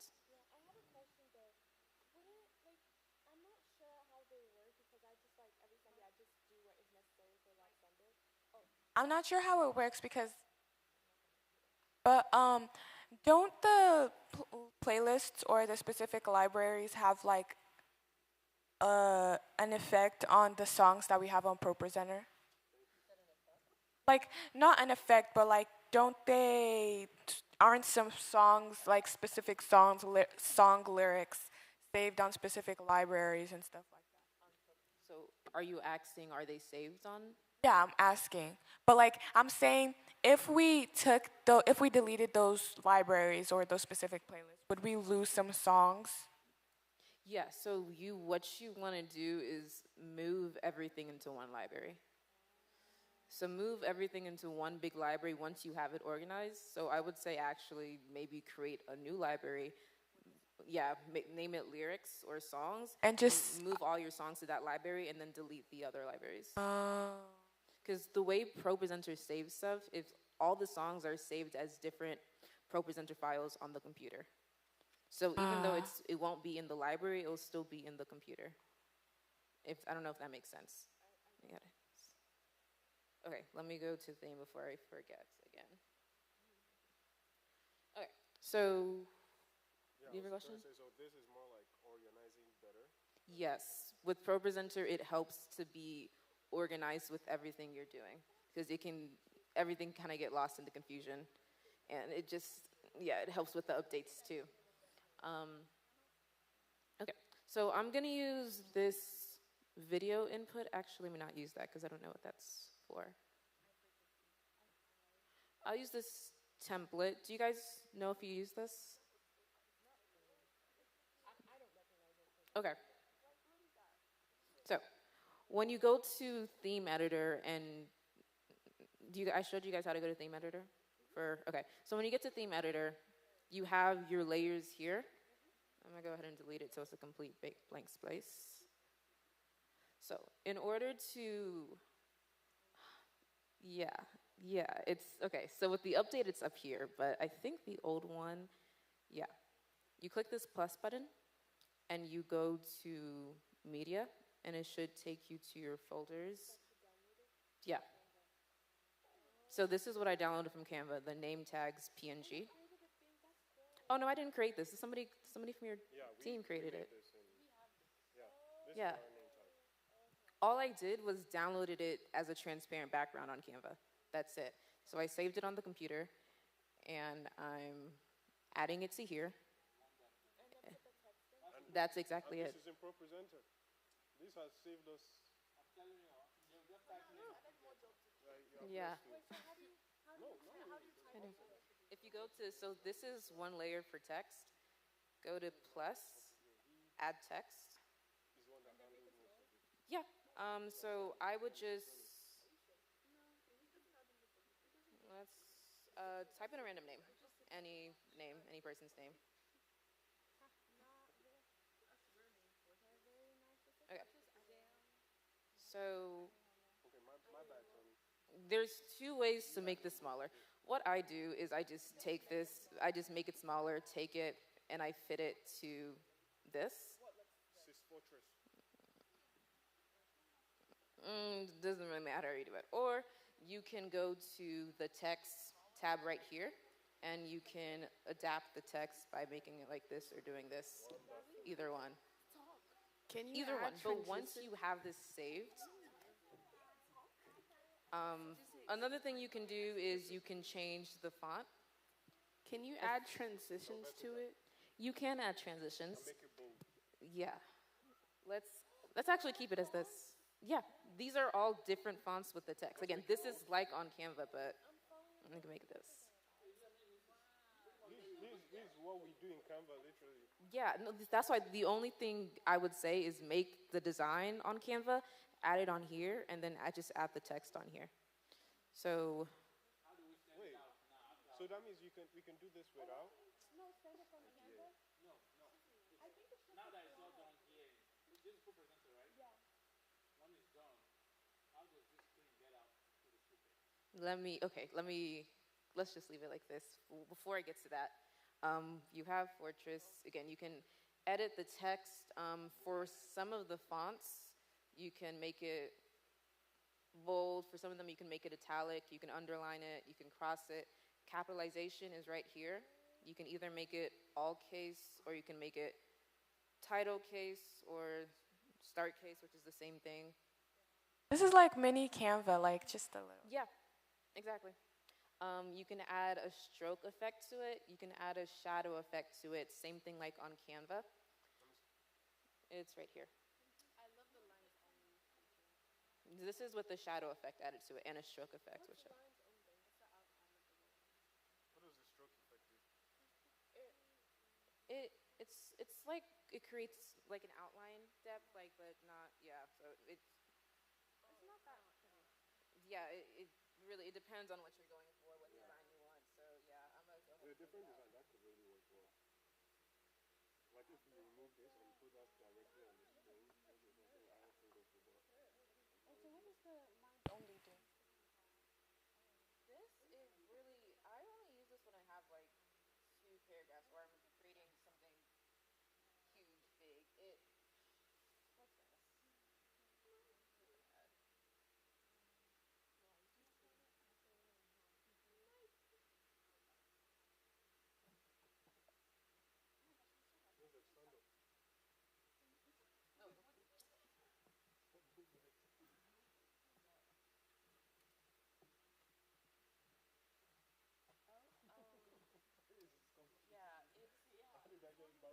I don't know if you can see it or notice it, but it kind of looks a bit more cartoonish and like it's bolder. It's something similar to the stroke to the shadow effect, but at the same time not. I don't know if you notice it. Oh, I kind of see it. There's like a thing below it. Yeah. If you put it on white, you can see it better than if you put it on the dark side. Like right here, do you see it? But you have to like do a lot. Do you see it? She can't see stuff. It has to do with the outline of it. Do you see it? It's like shadow, but like very, very subtle. Because the shadow is too hard. You don't have to know. Look at your head. I didn't even mean that in a But bad way. it's not something that is widely used. It's fine. What about Scrolling effects, we don't really use it. You can set it up for it to scroll. Don't really use it for like name tags or anything like that. But say you wanted to set something up like a stage message. Again, the way you do. I'm so sorry. The way you do theme editor, there's a stage editor. For instance, your stage display is right here. Say you wanted to show something like a scrolling message. This is just theme editor. Go to stage editor. I'm not going to mess up what you guys have already, but I could click stage message, or I can add a different text, click stage message, and I can add the scrolling effect to here, which is not available on stage display because you guys don't have the update. I completely forgot. That's a new thing, which is fine. You can still add it to theme editor. So, but if you guys want to use it, it's up to you. But it really depends on what you're showing. One thing that we do use it for, laptop is pretty much dead, but let me see if I can find it. So we sometimes connect our back screen to ProPresenter via video input. And then with the scrolling effect, we add lyrics as a scrolling effect, and we use that as a background design. We did it one Sunday. I think it was like Worship Sunday. I think it was this. Can we all be standing up, please? So today, this Sunday, we're going to be having a special service. We're going to be having a worship service and a prophetic prayer service. The Bible in Isaiah chapter 3, verse 10 makes us to understand. The Bible says, "Say to the righteous, it shall be well with them, for they shall eat the fruit of their righteous actions." And so there are two words we're going to emphasize here.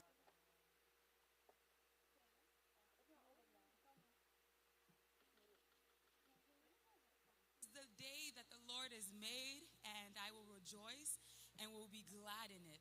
Welcome, church family. My name is BC Adele, and I have the honor of welcoming.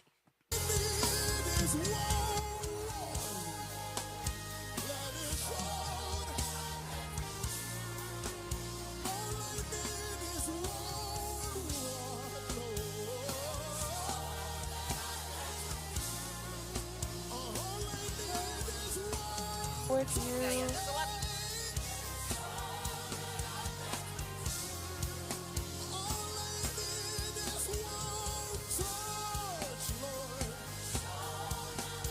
Multiple representatives, so you can actually do that on one computer and make it into an input and put it in. But yeah, that was. We need a lot of more knowledge on this. Can we see the? Yeah. So I'm gonna show. I'm gonna add it to. Just add it to a random one. Oh, you could just add it into tomorrow's message. Let's see if they added it to Planning Center yet. I'm sorry.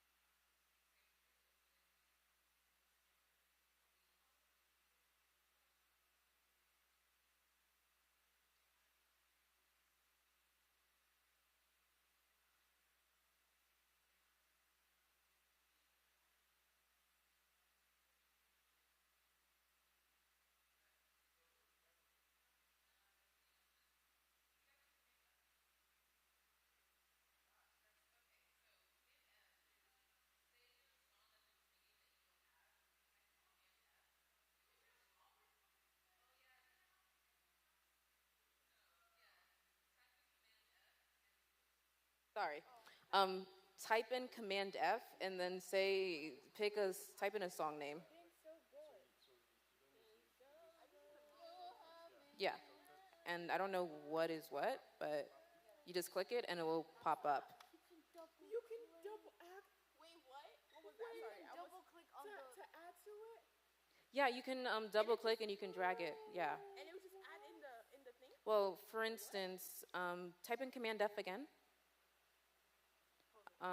Type in another song or something else that's supposed to go in the presentation. Hallelujah. What? What song is that? Okay, so Build My Life. Is there a presentation that you usually add to this or opening? Okay. Because this is your schedule, right? Yeah. So say I want to add something to ministry time, like a presentation that I usually add. Do you know what presentation you usually adds? Wait, no. We don't usually add anything for ministry time. Oh, so what do you? For like Bible. Okay, pick something else. Let's just do this one. Oh, that one. Our mission. It usually. Or the grace or something? No, the grace is for benediction. Yeah, or vision. Okay, so let me just add it to ministry time for now. You can take it and you can drag it and just drop it in and it will pop up. Nobody taught me how to do this. Oh, I didn't? No. So you can do Neither that? did you. So that's okay, I didn't teach you. No, but usually I drag it into here. Is it the same as dragging it into So I'm gonna Right there already. add the name title to this presentation, but I'll delete it. Another way to add, do you guys know how to add slides to ProPresenter? Okay, so if you go to the plus sign, if you go to the plus sign right here, you have different themes and different designs that you can add. I'm gonna go ahead and add the Bible theme. I don't even know where that was. I think it was Bible Text Customs. It wasn't Bible Text Customs. Because you never told us. 24 hours. Okay. So this is the theme that we just added. It was this. So I'm going to go ahead and click this. I'm going to click it and add it to this presentation right here.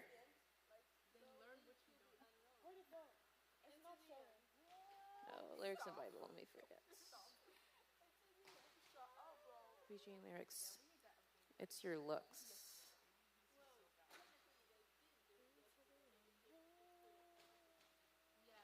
It didn't screw anything up. It's just we just didn't want to learn how to use the new update. Look one. It didn't screw. It didn't screw New anything the up. slide. Look one. I was told that Look it was one. bad, but then later I realized Okay. it didn't screw anything up. Cool. So I just made something live. Please remind me. Okay. So this look is live right now. So I'm gonna go ahead and put this up. So if you wanted to show a name title, it could be like that. But the only reason it's popping up right now is because the look that I have it on is live. So if you want to go to edit slide and type in type in a random name. Yeah. And then you would edit it, fix it on here. You can just stretch it out, to be honest. And then click show. And then just type it again. And oh, you had it on scrolling text. So let me edit that theme. You go to theme editor. It's on scrolling text because when we click this one, the scrolling text was activated. So I'm just gonna unclick scrolling text so it doesn't scroll. Click show. To update the theme, right click, go to themes, go to this theme, and I have to edit the name, title, design again.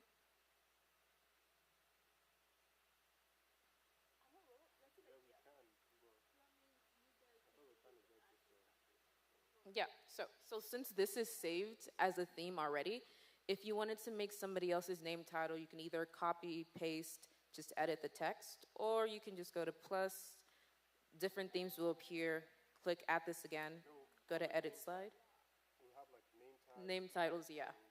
Can we just have it as part of one of our playlists? You can do that as well, but it's safer because in different playlists, you may, I don't know how you guys use playlists, you may want to add like different presentations in it instead of it just being name titles. So you may have different name titles in different playlists as well. So it's safer if you save it, just this theme as like a name title, and then. Which one?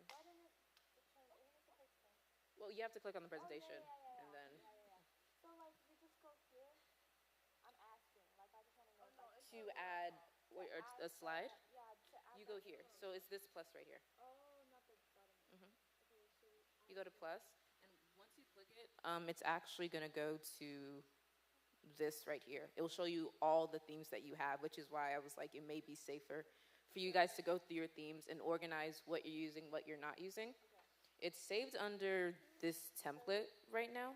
Yeah, and then I would click it, and then it would add it to, what slide did it add it to? No slide. Oh, make sure you're clicking the presentation first. So you would click the presentation, and then it would add it to it. And yeah, because I'm already late.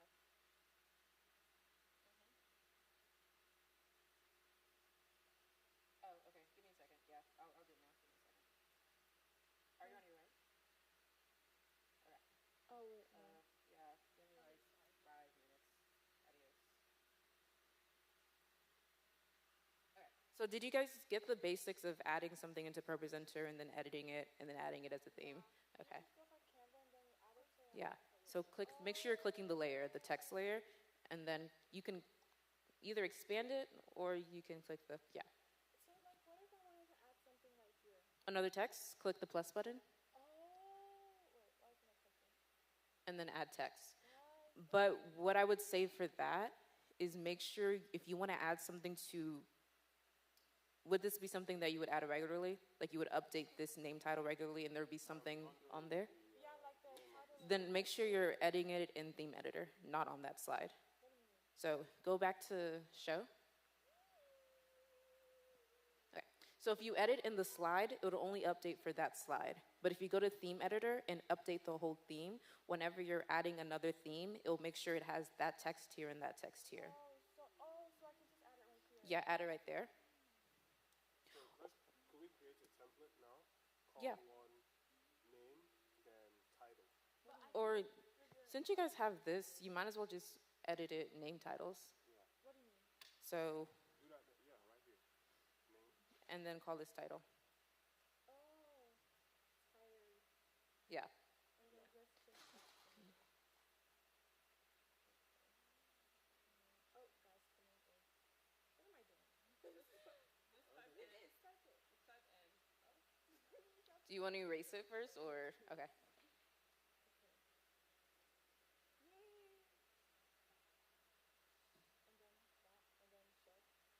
But remember that it's gonna be like, so right click, go to, go to themes. Go to this template and click theme slide. You're gonna have to edit the name. Palu's template, is that the one that was just created? That was the one that was just created. So whenever you update the name title design on theme editor, you have to update it on that slide. Oh, but if I never update it again, I just always have to edit it. Yeah, Oh, okay. And then I have to come here. edit and then slide. Edit slide. Switch it. Can you switch to something else?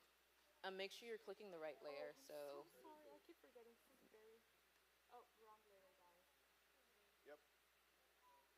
you can extend it. Yeah, Show. yeah, you can show. Now. And then, Edit slide. Oh, wait. Should wait, are you trying to show it or are you trying to? I'm trying to like edit it to something else, like as in like fortress or like something. Yeah, you can edit the name now.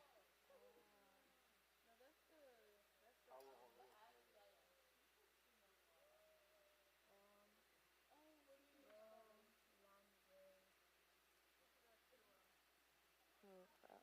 Okay. Can I? How do I delete this? You already clicked on the layer. All you have to do is click delete. Yeah, it's on his last leg. Did you drop it?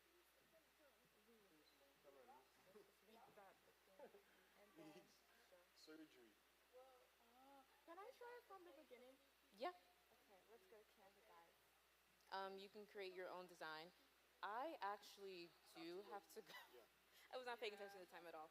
But I did tell Charles, I don't know where he went. I told him I could be back whenever you guys need help. And honestly, if you need help with anything pro presenter related or anything at all, Charles has my phone number. You guys can just reach out to me.